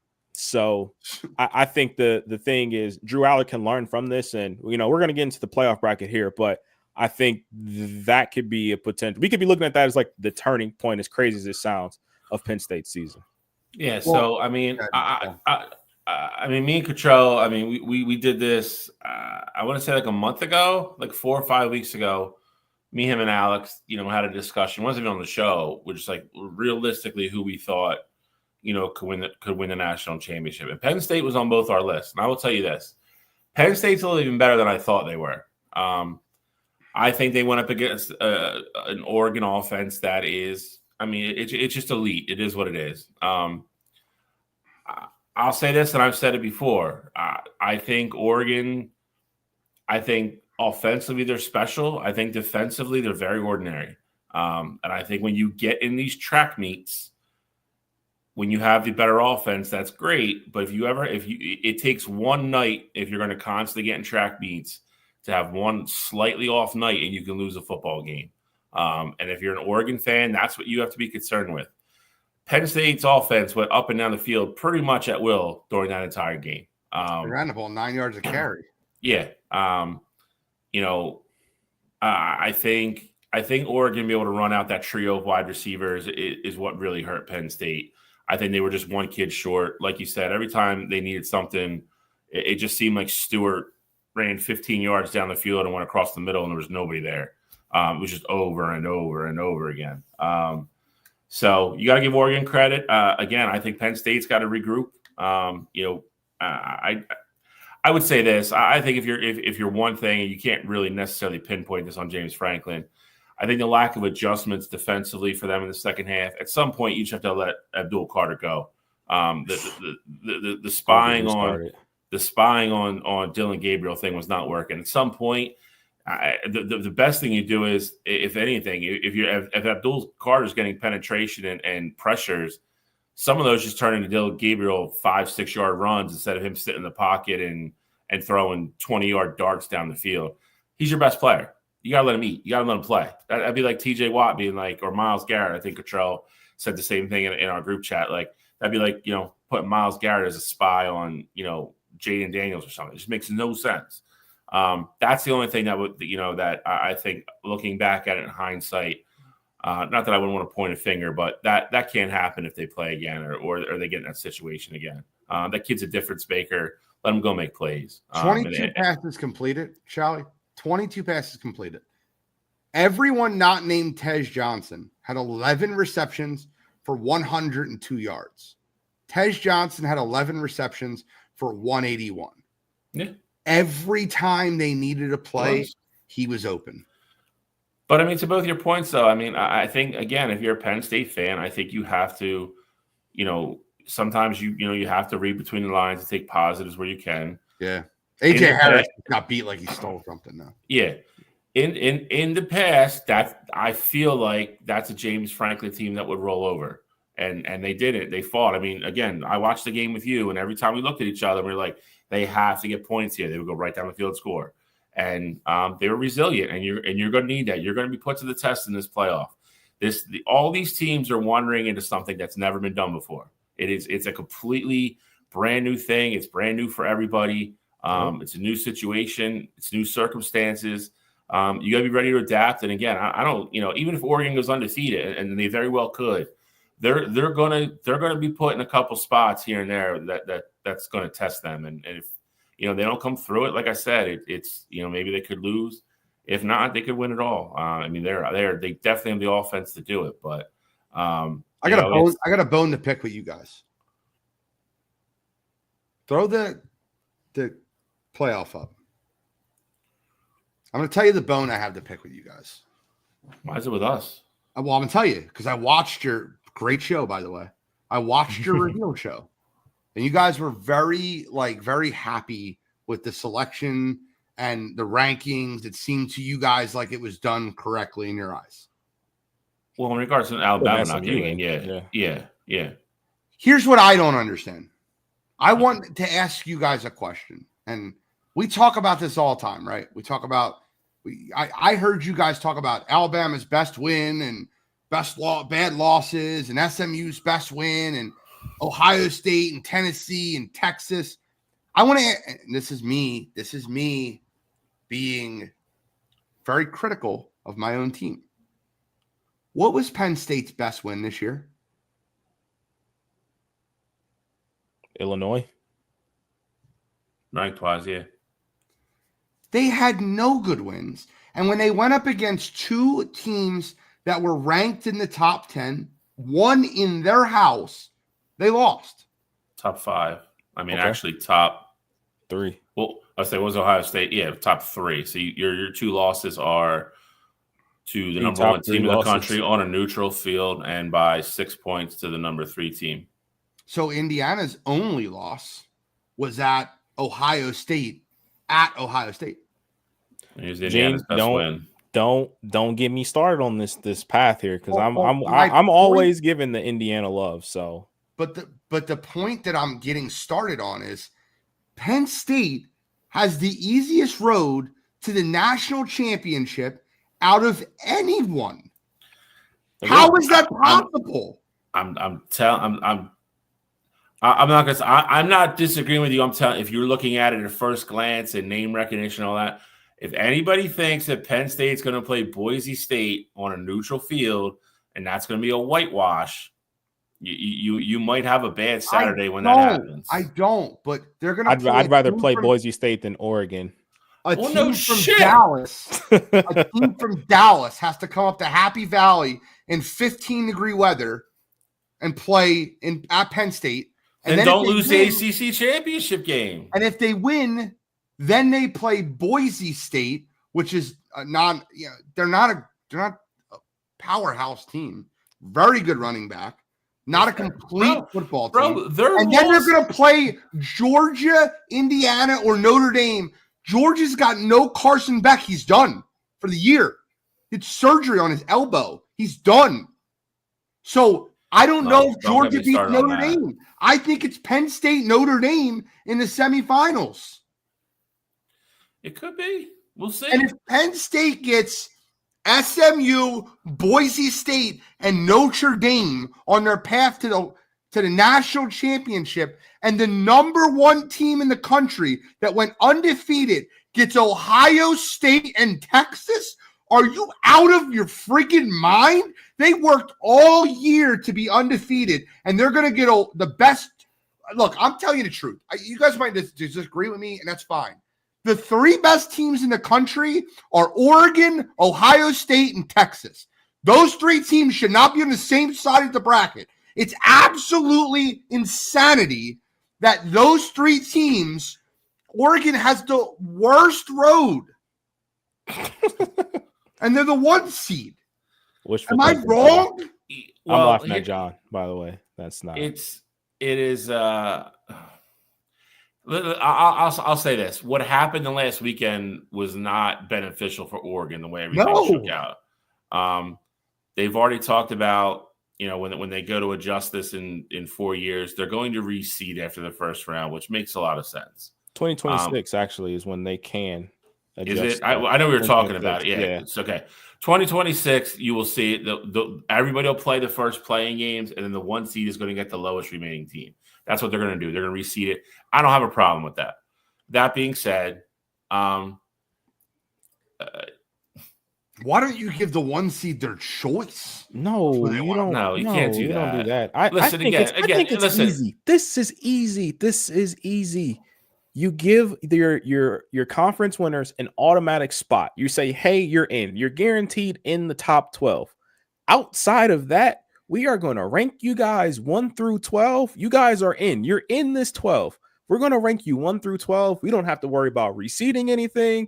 We're going to have Oregon on the 1 line, Georgia on the 2 line. We're going to have Texas on the 3 line, and we're going to have Penn State on the 4 line. And we're just going to make it happen how it happens. I disagree with that. But I don't disagree with the thought of it. Am I wrong to say the best 3 teams are in the top of the bracket? Yes. Okay. Who's the I think it's third best Oregon, team? Ohio State, and Penn State, but I think Texas is 4th personally. So I don't Okay, know. that's Texas top. Who's Texas' best win? look, A&M at A&M. Who's Penn State's best win? I get it. I get it. We can But do this my with point everybody is, at this point. I understand it, but just all the Texas people, all Texas this, Texas that. Two of the three biggest games this year they lost. That's all I'm saying. To your point, they're in the same boat as everybody else. I'm tired of hearing Texas is on some pedestal. They haven't beat anybody. I'm not putting them on a pedestal. Gene is. They beat a 3-loss A&M team. Congratulations. That doesn't do anything for me. They lost to Georgia with a backup quarterback. For half the game. We watched the end of that game too, and I don't know how anyone in the world didn't know that Georgia was going to run the ball. They couldn't throw the ball. They literally couldn't throw the ball. There was like 3 series in a row where Georgia were like, me and Shao are watching this game like, this game's going to get ugly. We can't put Georgia in the playoff if they lose this football game without Carson Beck. And yet, for whatever reason, they kept allowing like bubble screens and pitches to work. I was flabbergasted. I have my own gripe with that whole thing in general, but it's, I don't. This is not the 2022-2021 Georgia team. I don't think Texas is great. I think Texas is very limited at what they do. They played Georgia twice. They've lost to them twice. Once on their home field where they kind of got shellacked. They're not elite in my opinion. Notre Dame, Indiana is very interesting. I think that game is going to be very one-sided. I think Notre Dame wins that game pretty easily too. I do too. And again, Boise, if you would sleep on me, go ahead. They're 11-1. Their losses. Who's their best win? If we're gonna do this, who's their best win? UNLV. That's fine, but the difference with this other stuff is though again, you've seen what they are though. They played Oregon. They could have beat Oregon in Oregon. We at least know they could compete. Don't tell me on a neutral field they're not going to compete with Penn State. That's ridiculous. Here's the thing, though, bro. They played a 2-9 Wyoming Cowboys team and needed a 4th quarter touchdown to beat them. I don't like that, though. There's a lot of teams that Texas needed a 3-point win at Vanderbilt, and Notre Dame needed 2-9. Wyoming. I get it, but it's the same thing. It's just those weird games happen. Like it happened. Ohio State and Nebraska. Like I get it. It's not 2-9, but it happens. I mean, that's college football. Those games. Who's played a good game every week outside of Oregon? Well, not even Oregon. They played and again. That's true. I forgot about Wisconsin. They played Michigan without a quarterback. That was a 6-point game going into the 4th quarter. Like, dude, it happens. You're not going to dominate. We've said this from the get-go this year. Like, there wasn't going to be a team that just steamrolled everybody this year. There wasn't. And Oregon, I think, has gotten closer than a lot of people thought they were going to be. We knew this wasn't going to be a gigantic Georgia team. Alabama didn't even make the goddamn playoff. Ole Miss choked out like normal. Notre Dame lost to Northern Illinois on their home field. Like you can go through any one of these teams, and for lack of a better term, rip apart the resume. Correct. Yep. And that's what we wanted. We wanted the parity, and we wanted the 12 teams. And that's what we got. So let's play it out. Let's see how we like it played out. Are any of you guys picking Clemson over Texas? I'm not, but I'm telling you that game will be closer than it should be. I agree 100%. So we're picking Texas, right? Yep. Anybody picking Tennessee over Ohio State in Ohio State? No. That's the blowout for me. Okay. You guys picking SMU over Penn State? Nope, the close game. Okay. And Control, I'm assuming you're picking Indiana. Me and Shao are taking Notre Dame? Yep. Okay, so we have our Elite Eight. We have our Elite Eight here. Yep. Indiana versus Georgia. Or I'll start with Cottrell. I take Georgia. Even with Carson back out. Begrudgingly, yeah. I think they figured it out. I'll take Notre Dame over Georgia. 4 weeks to figure it out. I'll take Notre Dame over Georgia. 4 weeks, none of them being in a game is what concerns me. I hate that I'm doing this. I'm probably taking Notre Dame. Okay. Penn State or Boise? Penn Penn State. State, but close. Okay. Ohio State or Oregon? That's your national championship in my book. I think they're the best two teams in the country. I'll take Oregon, though. Agreed. I'm taking Ohio State. I picked Ohio State to be in the year. I'm taking Ohio State. Texas versus Arizona State. That game is literally a toss-up the way Arizona State's playing. I'll take Texas. Go Texas. I'll go Texas, but it's Our final four are Texas, Oregon or Ohio State, Georgia or Notre Dame, and Penn State. So, Shally, me and you, Notre Dame, Penn State. I'm not picking Notre Dame again. I'll take Penn State. I'm taking Penn State. I think Penn State's a better football team. Penn State or Georgia without Carson Beck. Penn State. So we all have Penn State in the national championship, and Oregon plays Ohio State in the quarterfinals. They both beat Penn State. All right. Texas or Oregon, Shally? Oregon. Or sorry, He had Texas Ohio or State. Ohio State. Whoever wins the Oregon-Ohio State game for me is in the final. Agreed. And then I'll take Oregon because I picked Oregon before the season started over Texas. And I have Oregon beating Penn State again. So I'll have Oregon as our national champion over Penn State. Shally will have Ohio State over Penn State. And Cottrell will have Ohio State over Penn State. Yep. It's interesting. It's kind of wild because I've literally said since October that there, in my mind, I thought there was only the 4 teams that can win national championship. And this was pre Carson Beck injury. I thought Ohio State, Oregon, Penn State, and Texas. And here we are. It's the same list for me. Me and Cottrell the same list. And honestly, I would take Texas off my list now. Here we are, and I think I still wholeheartedly believe that. I mean, I think if you're in that bottom half, if you're Boise, if you're SMU, if you're Indiana, you better know you have a shot to make the national championship. Exactly. Like that's the coolest part to me about this playoff because if we were in the 14 playoff, Georgia would have got. They won the SEC, so they would have got in, although they wouldn't have deserved it. And then we'd be looking at teams. Penn State probably would have also got in, and then I'd imagine Texas. Yeah, but do you drop them below Notre Dame at that point? Like losing to Oregon and Ohio State, do you drop them below Notre Dame, who lost Northern Illinois? I think Notre Dame. I think Penn Notre State. Dame, Would you drop Penn State below Notre Dame in the 14 playoff format? And Penn State made the Big Ten championship? Correct. No. That's what I'm saying. You lose 2 one-possession games, I think you'd have a spot there. So I think this was the perfect year to implement this because a 14 playoff would have been whacked this year. It would have been wild. Well, no. I mean, I'm to his point, though. He's right. I mean, you can't realistically put Georgia in if it's a 14 playoff. See, you're going the same route you went with Florida State last year. There's no way if it's only 4 teams, there's no way you're telling me there's 3 other teams that are more deserving to play with their starting lineup than a team with a backup quarterback who we saw play and it was terrible.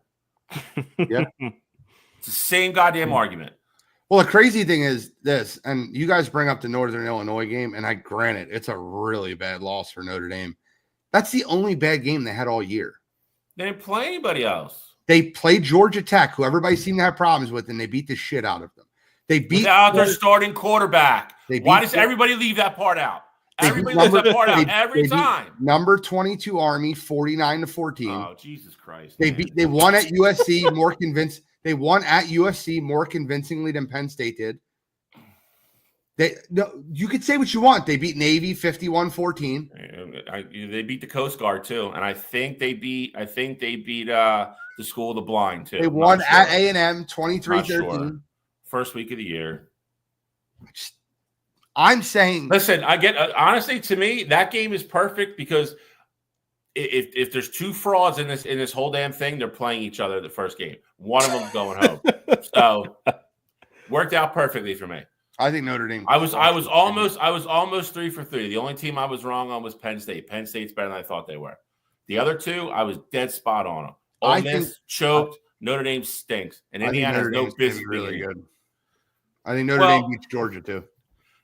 Again, with a backup quarterback. Like that's like again, all right, let's put it this way. If you put Notre Dame, put them in Ohio. Put them anywhere in the top seed. Where do they go? Well, I would have them beating Tennessee. I would also have them beating Clemson. You don't got to beat them Texas though. No, I don't. I don't have them beat them. I told you. I think the best three teams in the college football playoff are Oregon, Ohio State, and Texas. I think Penn State's if that game's at Tennessee, Notre Dame loses that game. Maybe. I don't think so.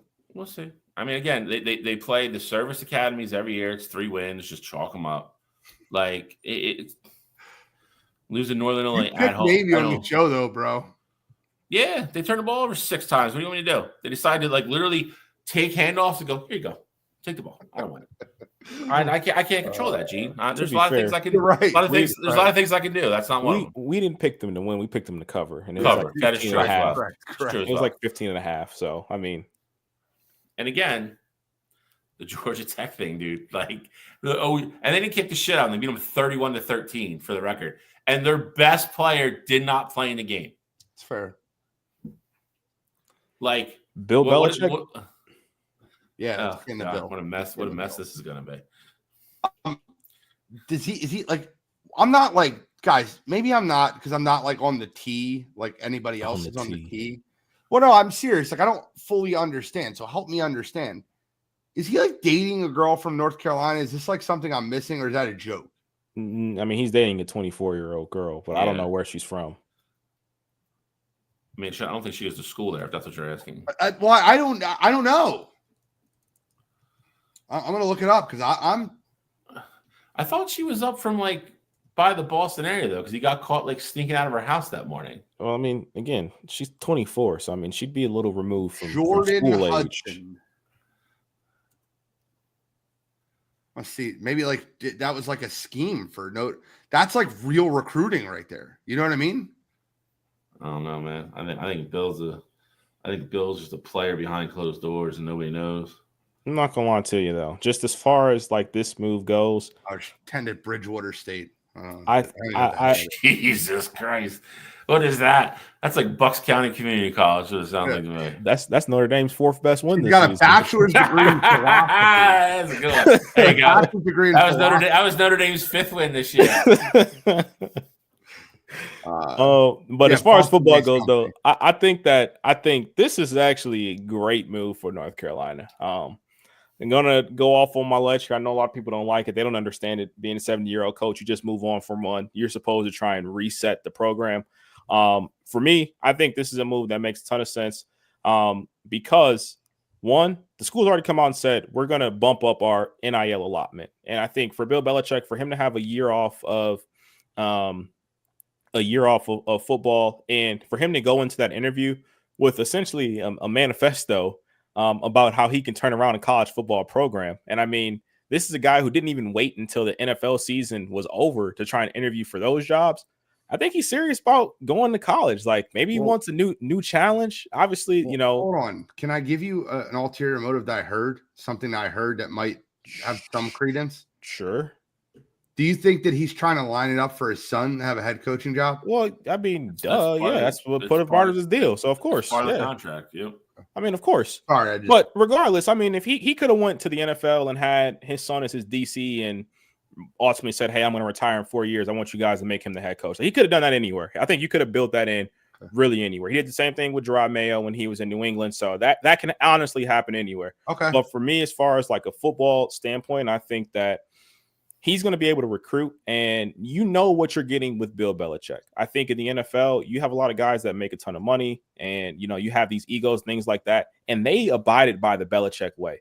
I think when you get recruited by Bill and you agree to go to North Carolina, your family and the parents of these kids, they're going to be getting sold on this is how we're going to do things. We're going to do it by the book, and this is what's going to happen. And I think if you ultimately choose to go there, then I mean, I don't see a lot of kids ultimately hitting the portal afterwards. I think you may have it in spells here and there, but I think one, you have the name that's going to attract a lot of people to come in. And then two, being in the ACC where you really don't have anybody that's a top dog over there year in and year out, I think you could be looking at a big time turnaround, and it happened very fast over there. So I love the move, especially going to the ACC and a team like North Carolina that has the resources to compete in the NIL game. He's going to fail. I see. I don't think he's going to fail. I'll say this. I agree with everything Cottrell said, except the timeline. I think it's going to take a little bit of time. And the reason I'm going to tell you that is for the other point that Cottrell made. He's going to have to get his right group of kids.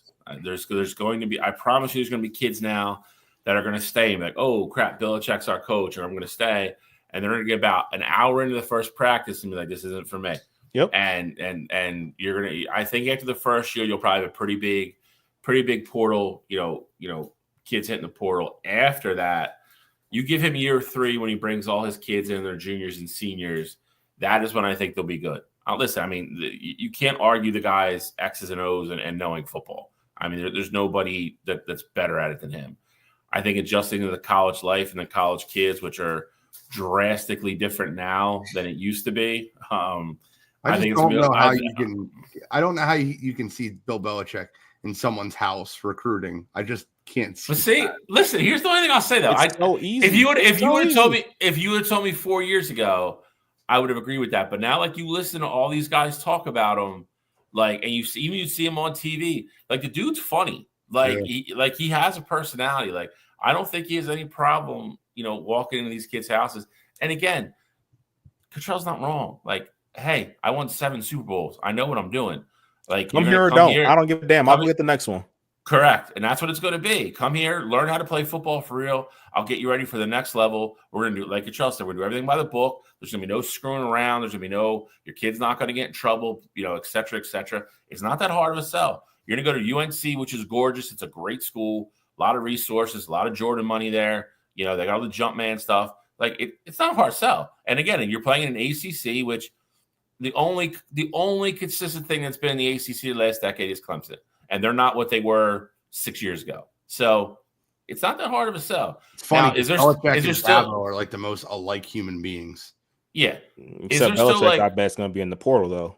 I guarantee he's in the portal. I see. I think, he's going to have a portal guy. I don't think Bill Belichick's going to be sitting there clicking in the portal. There's going to be like 4 or 5 guys that do nothing but portal work for Bill Belichick. Agreed. Now, I still think there's like an 18% chance that like year 3, they're playing Iron Man football. Like that is still out there. He might have like 25 kids left on the team in the program, and they got to play both ways.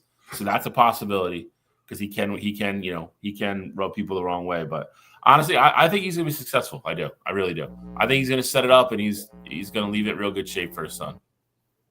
I think it's going to be I think it's going to be terrible. I think they're going to have a bunch of Julian Edelman type wide receivers and just going to be 3 yards accountable. And guess what? In the ACC, that's going to get you 10-2 and make a bowl game, potentially win the ACC. Hell, look at Clemson this year. It work. Winning the ACC and making the college football playoff and making a run is what I mean by making it work. Oh, you get a berth in 5 years. You did your job. When's the last time North Carolina was relevant in football? If you go the first 3 years, and go, it's North Carolina. It's fair. 9-3, 10-2, and you make an ACC championship game in there somewhere, and then like Cottrell said, year 4 make the college football playoff. Like what else? What else do you think he's like? What do you want? Like you think he's championship or bust? I think making a run in the college football playoff or bust, yeah. All right, but how many years does he have to do that? 4. Well, he got a 5-year deal. Yeah, so I guess we'll find out. I'm just saying, I think for North Carolina, I don't think he's going to be in a situation where you're like, hey, he might go somewhere. For me, I just think it's going to be really a situation where do you give him time? And ultimately, if you do give him time, is it going to be enough where you make the college football playoff? Because I really think that's the goal. You make it once in those 5 years. Obviously, you want to have success. But if you make it once in those 5 years, it was a successful hire because North Carolina's program has been a place where it hasn't been in a really long time. We are going to, just real quickly, We're going to settle this tiebreaker. We're going to settle this college football tie. Throw it up there. Do you have the? Oh, yeah, absolutely. We're going to settle this. Army Navy. This Saturday. I think we should have to go over, under, and pick them. Okay, Like, I'm and down. spread. I'm down. Over, under, and spread. What's the over under? I don't know what the over under is. Me neither. I'm looking it up 39 now. and a half. It's what? 39 and a half. Damn. Okay, I will go first because I feel like that's fair. Okay. I've been going first every week in college football. Okay. I'm going to go with Navy plus 6.5, and I will take the under 39 and a half in a 21-18 game, right under that 39. I don't care who wins. Navy plus 6.5, 21-18. Is it me or you, Control? It doesn't matter to me. You can go. I'm still. All right, so I will be on the opposite side of Gene here. I'll take Army. I'll take the minus 6.5 there. But with that same token, I'm also going to agree with Gene. I like the under 39.5. I think you're looking at a game where it's Army 24, Navy 7. Okay. I just want to hope that Shally doesn't pick the same as one of us. I don't think I am. Okay, I like that. This way we can have a definitive winner next week. Oh, well, unless both of us or two of us go 1-1 somehow, some way. Fair. Could happen. We'll use the Super Bowl points as the tiebreaker. Oh, then I would win. Yep, you will, unless I'm gonna go. I'm definitely gonna go the over. I think this could easily be. I mean, this is the best they've both been playing against each other in a long time. 7 field goals to 6. I mean, that would almost get me there. I'm definitely going over. Oh man, I will go. I'm going to go Army minus 6.5. Army in the over. Army in the Army in under. the over. Navy in the under. Navy. I always root for Navy though. I don't. Your little brother, you have to. In this rivalry, at least. That's our picks. I got Navy and the under. That's it. That's going to win for Pick'em. But we'll get into Bowl Mania. Are we going to get that out? We're going to do something this week? Doesn't Bowl Mania start in 3 days? Does it start that soon? It's starting Sunday. No, I don't think so. It's I usually know they let Army Navy have Navy have their own their weekend. stuff. Bowls start on Oh shit! Tuesday. Saturday. What?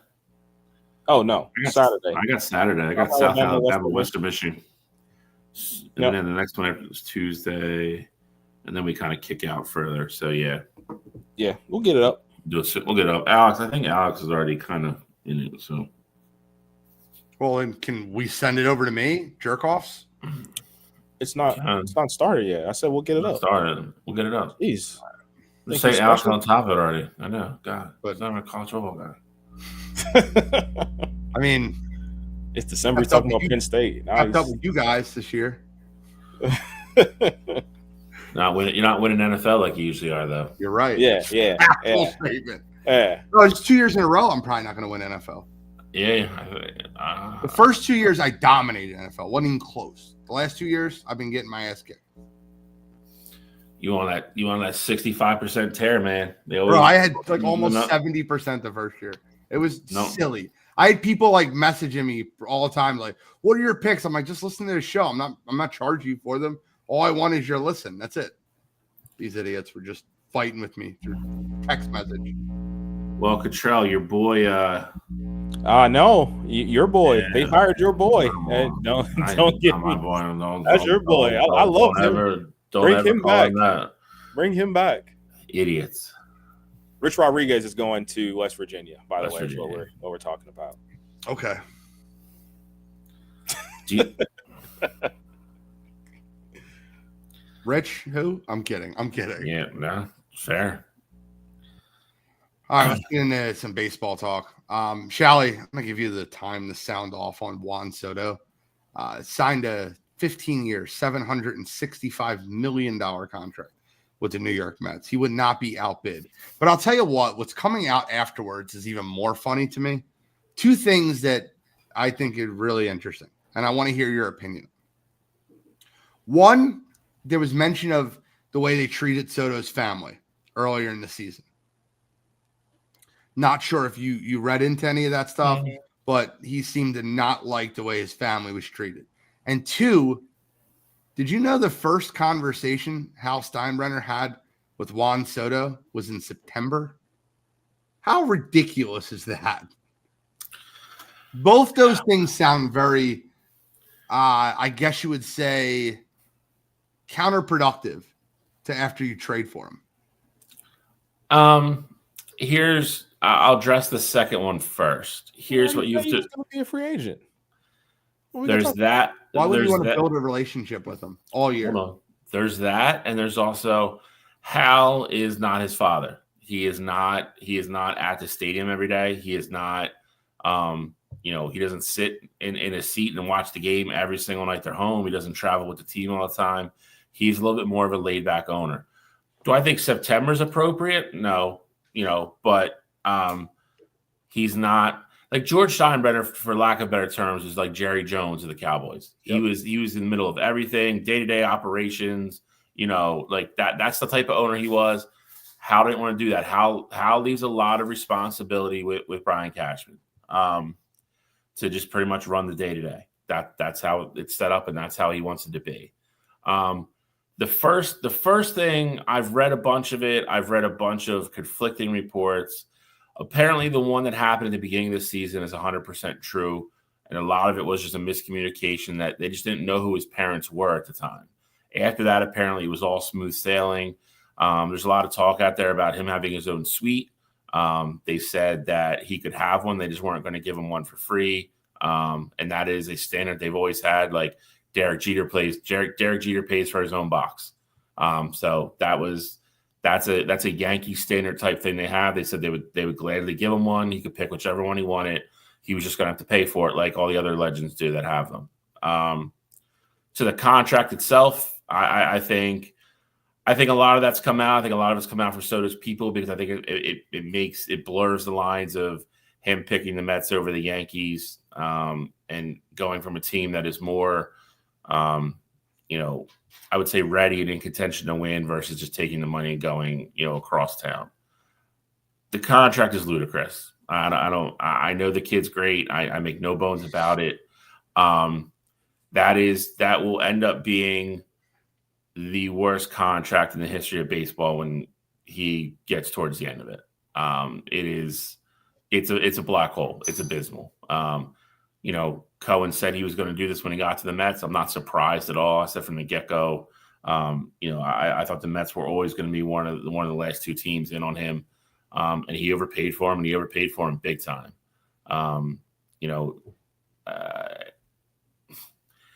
He's an average defender on his good days, and he's now going from a small stadium to one of the bigger stadiums in entire Major League Baseball. He is going to be a disaster out there. He's probably going to be a DH in 5 years. He'll be the best DH of baseball, either him or Ohtani, and you're splitting hairs. You will absolutely get the production out of him at the beginning. The back end of it, there's no way in hell I'd want to pay the back end of that contract. None. But that's the world we live in. The Dodgers kind of started this 2 years ago, throwing crazy money at people. It's just going to continue. I also think this is going to suck for baseball, because I think it's going to end up leading to a hard salary cap, which is probably going to be another 4 years down the road. Because it's just getting out of control now. $765 million for anybody is just it's just crazy. I really don't even know the word to describe it. He's young. I get the age of it. He'll be 40 when he's done, 41 when he's done. Paying a 40-year-old DH $50, $60, $70 million a year is crazy. Well, it's a $75 million signing bonus. It's $51 million per year when it's all said and done. It says the deal includes an opt-out after 5 years and no deferred money.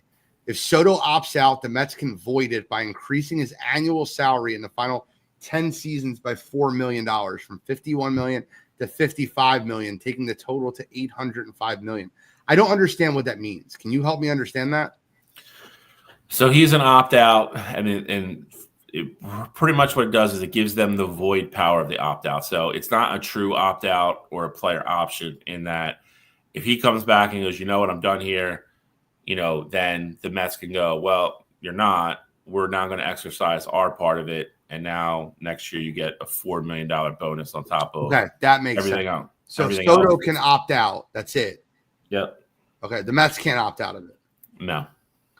That's actually hilarious though, because in reality, like Soto Soto can but you figure though at that point, 5 years from now, if you think that he's going to be a DH the rest of his career at that point, then why would you opt out when you know you're making fit? I don't know if you can sign a $50 million a year contract to be a DH the rest of your career. At this point, you're going to have 10 years left making $50 million per year. Like he's going to have to bet on himself if he does opt out. So I think that's a pretty interesting stipulation there. It gives a little power to the Mets though, because like say if they win 2 World Series in the next 5 years, and he opts out, I'm good. Bye. Well, I'm saying he could opt out, and then they could not put that that option back in and give him 4. They could be, you know what? Are we got 2 rings out of him? Are we better off walking away from the other $500 million of this contract and going somewhere else? So it could backfire him, because if the Mets do walk away, then like you said, he's not getting another 10-year, $500 million contract to DH. So the question I wanted to ask, and I know that we said it's a ludicrous contract, and last year we talked about Ohtani's being a ludicrous contract, and Ohtani's contract already paid them back. Like they made more money this year than they ever expected to make. I won the World Series. But my question would be, when we look back at the contracts of Harper and Machado, they were really bargains at this point then. They're steals compared to what they're paying now. So would we be looking at this contract 5 years from now and thinking that's a steal? No, because I mean, like you look at like if you go superstars of the game, like Judge is too old. He's not getting another big one. Yeah. Trout already got his. Signed his contract. That's insane what he did. I think that's a bad move by Bobby Witt. It was a great move by Kansas City. Is what it 100%. was. The Gunnar Henderson's going to be the interesting one in 3 years. Yeah, but Gunner's got to. Yeah, okay, but again, like Cottrell put that thing up in our group chat comparing Trout and Soto through their 26-year season. Yeah. Now, granted, Trout was ahead in everything, but they're all really close for the most part. Gunner's not there yet. Yeah, Gunner's not in that stratosphere, dude. That is the one thing that made Soto great, and Trout. They came up as 20-year-olds and just started hitting the cover off the ball. Yeah. Gunner didn't even stay in the major leagues all year last year. Like he's not going to put up numbers enough to get to there. Gunner could easily sign, a 10-year $350 deal in 3 years. He's not nowhere near this. I think the one you're going to have to look out for is Julio Rodriguez. Like depending on what his trajectory is, like obviously last year wasn't what his rookie year was, but I'm saying nobody else. If he gets, we went through it. We went through it. There's nobody else. Me and Adrian went through this the other day. This is like the last contract for 5 years. Yeah, we say that, but then there's nobody. Can have a kid come up and hit 50 home runs, and he has 5 years of team control. I know, but I mean, if they're 21, 22 years old, we don't have that kid yet. No, right. You're right. No, you're 100% saying. Right. There's nobody right now. And I'm just saying, like that, we've seen kids literally come up and right away have like an impact, on the game. Baltimore obviously has them. They got Gunner, and Jackson's going to come up whenever he does. Like we got to see how it all pans out with him. But I'm just saying that I think we've seen people just burst onto the scenes out of nowhere. I don't think right now there's not a person in there, but I think we have seen people burst on the scene. You're not going to see 7, and it's going to look like a crazy contract. And you're talking about bargains with like the other contracts like Machado. But I also look at it and I'm like, you haven't seen the back end of that deal. What if Machado falls off a cliff towards the back half, and we're talking about him, how he talked about Pujols? I look at we Mike probably Trout. will.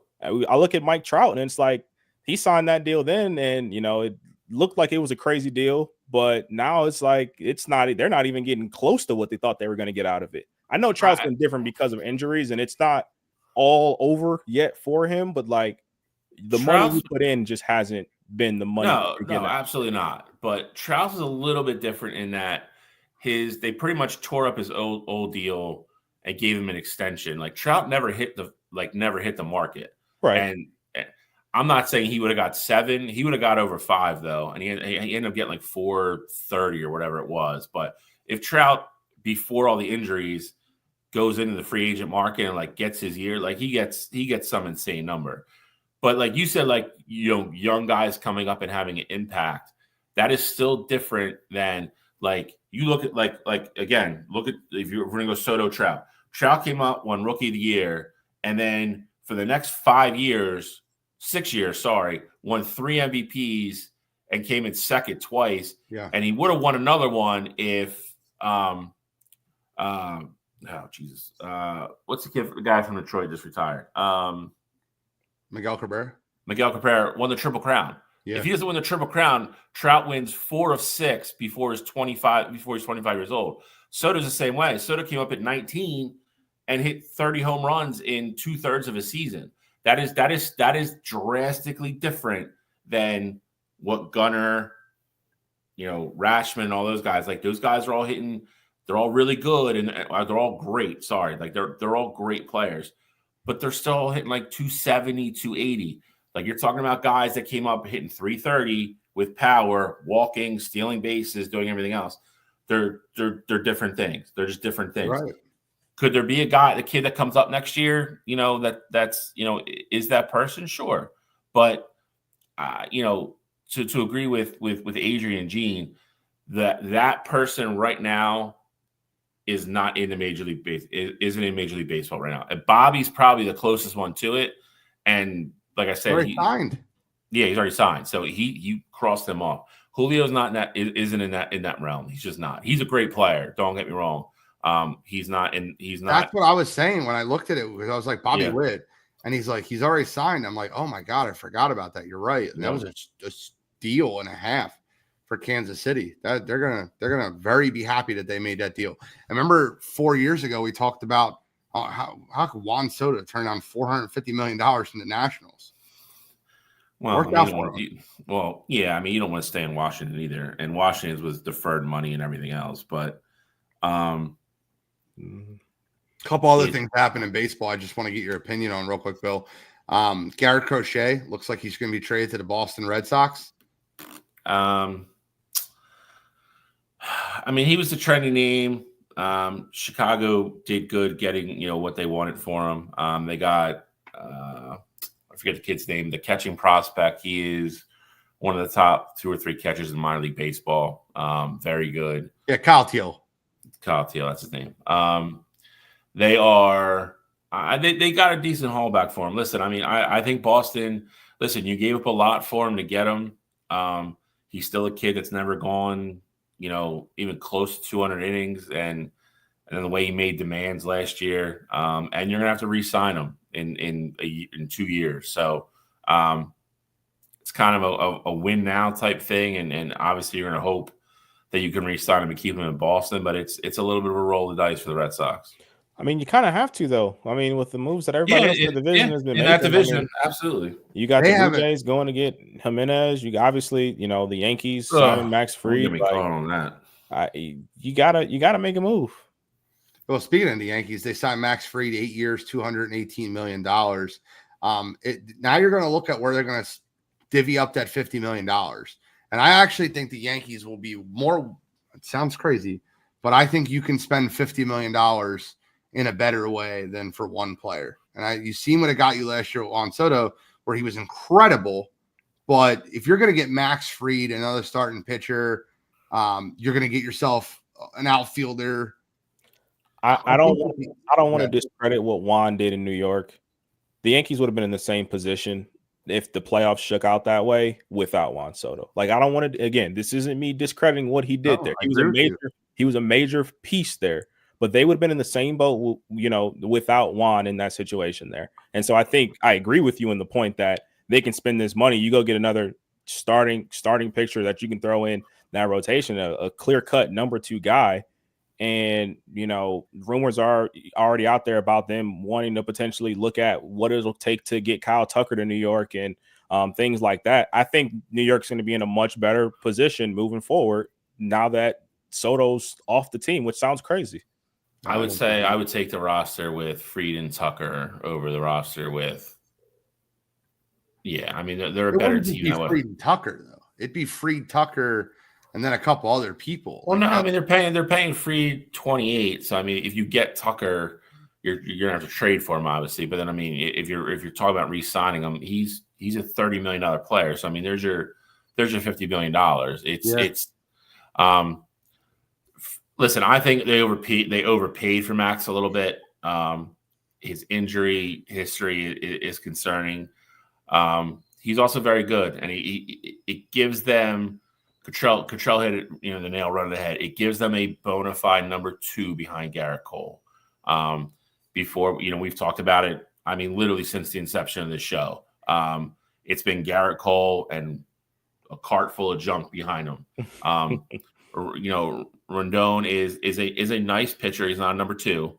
And then obviously, healed from last year, rookie came out of nowhere. You got to see where he balances out. And then if you can keep Stroman healthy, it's a nice rotation. On paper, it's a nice rotation. I think they got to move on from Stroman. I really do. I think what they're going to end up doing is they have Rodon, they have Nestor Cortez. They got a lot of very 4th, 5th starters. They got a bunch of Yeah. I think it'll help them move on from some of those older guys. I mean, Stroman's not on a crazy deal. I mean, you saw Cortez in the playoffs. I mean, he's just not.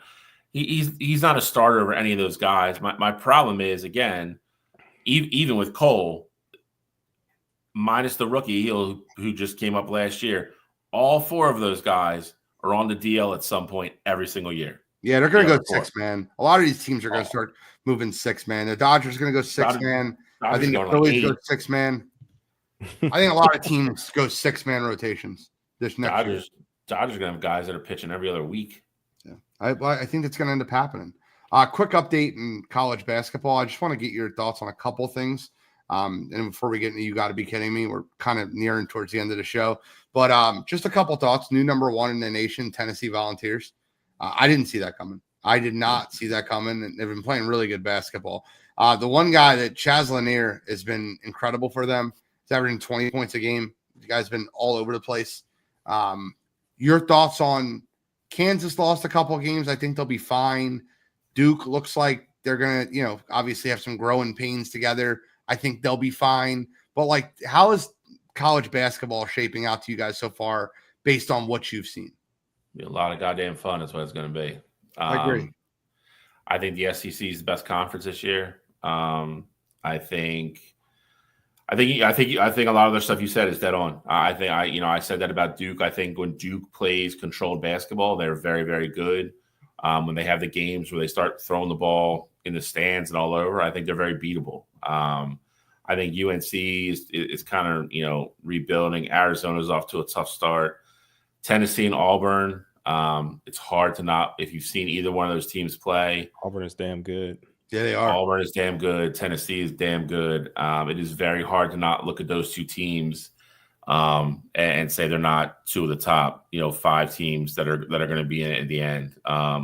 Kansas lost 2 games in a row. Really weird, really, really weird type thing. I think with all the, the veteran, older leadership on that team, they'll be fine. I think they'll rebound. Bill Self's a great coach.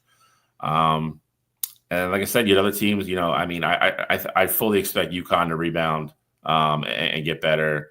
I think Arizona will get their act together. I think you're going to have a couple surprise teams out of the Big Ten. I think, and I hate to say it, but those 2 teams for me right now are Michigan and Ohio State. I think they're playing better than everybody.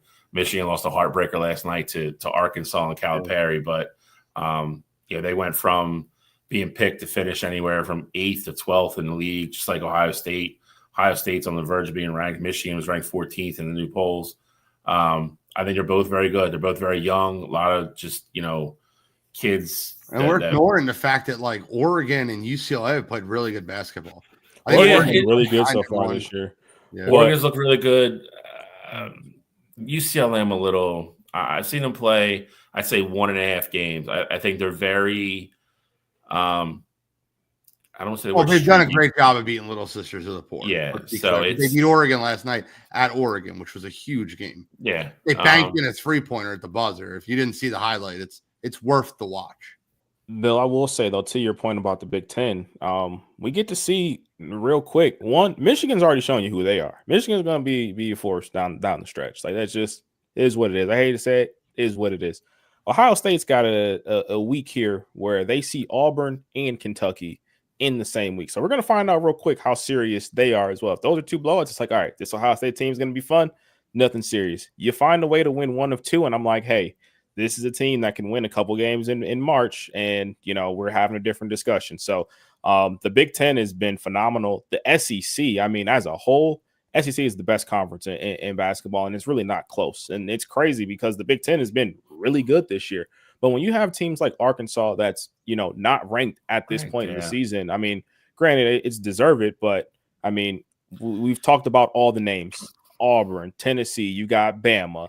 I didn't even mention Bama. Like there's so many good teams over in the SEC. I think we're on a this is one of those years where the SEC will dominate college basketball, and it's fun because UConn, while they're down in terms of the past 2 years, we finally have that parity again. Like last year, we all picked not we all. Shally was on the UConn train for the tournament, but we all felt like at some point UConn had to lose. And now this year it truly feels like at this point in the year, no matter how great these teams are playing, it feels like anyone can win the tournament come March.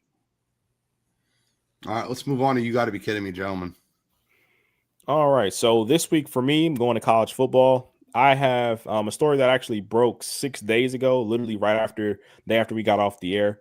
I'm going to college football recruit, high school kid, 4-star linebacker Tyler Lockett. So he originally committed to Ole Miss, and that was where he was going to play. He had signed his letter of intent and was fully going to go there. The problem is that he is only 17 years old, and his mom did not want him to go to Ole Miss. His mom wanted him to go to Mississippi State. So with that being said, the way the college football rules work, if mom doesn't sign that national letter of intent, you cannot go to that school, my friend. And so the letter came through. Ole Miss had signed it and everything. They put up the graphic on Twitter that Tyler was signed and he was going to be ready to come to campus. But that letter never came through with mom's signature. And ultimately, he ended up signing with Mississippi State because that was the school that mom wanted him to go to. Now, granted, to mom's defense, this doesn't seem fully like it was just an NIL kind of thing. He does have an older brother that plays football at Mississippi State. But for me, this kid seems like he was dead set on wanting to go to Ole Miss. It seems like, he's been interviewed and things like that. You can tell like the hurt that he has by not being able to go to the school of his choice. So this week for me, Tyler Lockett and the whole situation with Ole Miss, Mississippi State, and ultimately not ending up at the school that he wanted to go to. Come on, you gotta be kidding me. You can go because we're going to have the same one. So you claimed it first. You can have it. I'd rather you start it. You guys in a tag team? You got to be kidding me there. It's not a tag team, but it's got to be one of the worst bills ever sent. Like, this is the worst use of taxpayer money ever. All right. So there is after the Ohio State Michigan game, obviously we've all seen the viral flag planting incident, if you want to call it. Incident. And a local rep from the Ohio State Legislative went into work this week and decided that he wanted to propose a bill to put it in the law that if you plant a flag on Ohio State Ohio State's field that it'll become a felony. His name was Josh Williams. Before, during, or after a game. Yep. It would become a felony. Class 5 felony, up to 12 months in prison. Now, he did say when they asked him about it that he would plea it down, but yes, the answer would be yes. They would Class 5 felony. You'd have a felony on your record.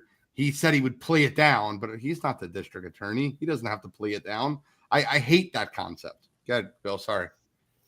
No, I mean, that's pretty much the nuts and bolts of it in regards to the actual insanity of it and all that. I'd rather hear you go crazy about it. I think it'll be funny. It's a 5th-degree felony in Ohio and carries a penalty of 6 months to 12 months in prison, up to a $2,500 fine and 5 years of probation. Williams, a Republican, represents Ohio's 41st district near Toledo, the Ohio-Michigan border, where the Buckeyes and Wolverines fans intermingle. He told ESPN that the Ohio Stadium incident, along with several others around college football scuffles around flag planting during rivalry weekend, caught his attention. Now, here's where I have an issue with the bill. If you want to say in the state of Ohio, we don't want you planting a flag for any stadium during rivalry week or during a rivalry game, I don't agree with it. And I think it's really bad timing, but I can hear it. It classifies in the bill Ohio State Stadium. It literally is just because Michigan planted a flag on Ohio State at the 50-yard line. I cannot stand the thought process. You don't want Michigan to plant a flag in the middle of Ohio State Stadium? I don't know. Fire your head coach and beat them. But don't give me this, I don't want them to plant a flag. Flag planting has happened in college football for years. Go back to the old Baker Mayfield days. This happens throughout college football. It happens several times. It's part of the rivalry. It's part of the hatred. It's part of the tradition. If you don't want it to happen, get better security. But don't give me the sour grapes that you're going to arrest a college kid, and give him a felony and 6 to 12 months in prison because you're pissed off that your team can't beat Michigan. Get the hell out of here. I'm not okay with that. That's a problem. Cottrell, defend your goddamn school. Come on, you gotta be kidding me. I got nothing to defend. It's already been shot down. And he knew it was going to get shot down, and it's the story about nothing. The friggin' sour grapes is what it is. Detroit Lions fan senator. That's apparently Ohio State. Ohio State with Ohio State gear on at the game. Yeah. I don't know. I don't know many people that toe the line and they're a Detroit Lions fan and an Ohio State fan. Like if you're on that border, you're both or you're neither. But hey, you know why? Is that really your defense of this? No, I used the flag planting last week as mine. Like I literally said, if you like, I 100% agree. You don't let them do it, but if you don't want them to do it, you win the football game. Like I am perfectly fine with flag planting. I have no issues with anything. I'm just saying I don't know anybody from Toledo and lived in Ohio all my life. I don't know anybody that's told the line and said I'm a Lions fan and an Ohio State fan. That's well, maybe they're a Lions fan because the Browns have been so putrid. Oh, Jesus Christ. So is Michigan. No, Detroit has been bad. I'm just kidding. But before the last 4 years, yeah. Look, I'll say it again. I believe he's an Ohio State fan. I believe it's sour grapes, and it's pathetic. It's already been shot down, so much to do about nothing. Be shot down. That's terrible. Agreed. Judge would laugh it out the court. Don't politicians have better crap to do? Isn't there more pressing issues in Ohio? No. That's the problem. Not. I will say this. I'm looking forward to the college football playoff. Any final thoughts, gentlemen? No, I mean, listen. I mean, it's for me, it's watch Army Navy Saturday. It has its own weekend for a reason. It's awesome. I will actually be in Annapolis this weekend. Obviously, Navy won't be there because the game's being played in New York. But I'm sure that the town itself will be up and ready to go. But it's cool. Cheap plug for Callie's vacation. Yeah. No, I was reading Godfrey's thing about the Mick Foley thing. I started laughing. But he was the king of cheap pop. But watch the game. I mean, it's special. It's its own thing. To have all the cadets and the midshipmen and everybody in the stadium as well with the fans. It's a very unique experience. If you ever get the chance to go, absolutely go. Rotates between Baltimore, Philly, and now New York. I don't know why they get it, but it's really cool. It's a really, really cool tradition. Like I said, it has its own weekend for a reason, and I would definitely tell you to tune in and watch it, because you want to talk about a game that means more to the players than about anything else. It's this football game. Cottrell, any final thoughts? Got nothing. Yeah, I really appreciate it. Last week we had a 2K week. I feel like we're going to get close to there again this week. Thank you guys so much for your support. Love the downloads. Love everything that you guys have contributed to Wire2Wire. We will be back next week. Same bat time, same bat channel. As for college, Kent State's own, Cleveland's own College Cottrell, Scholastic Shally, Uncle Shally, Mr. William Shawcross, I'm the NFL Genius, Gene Walzak, and we are signing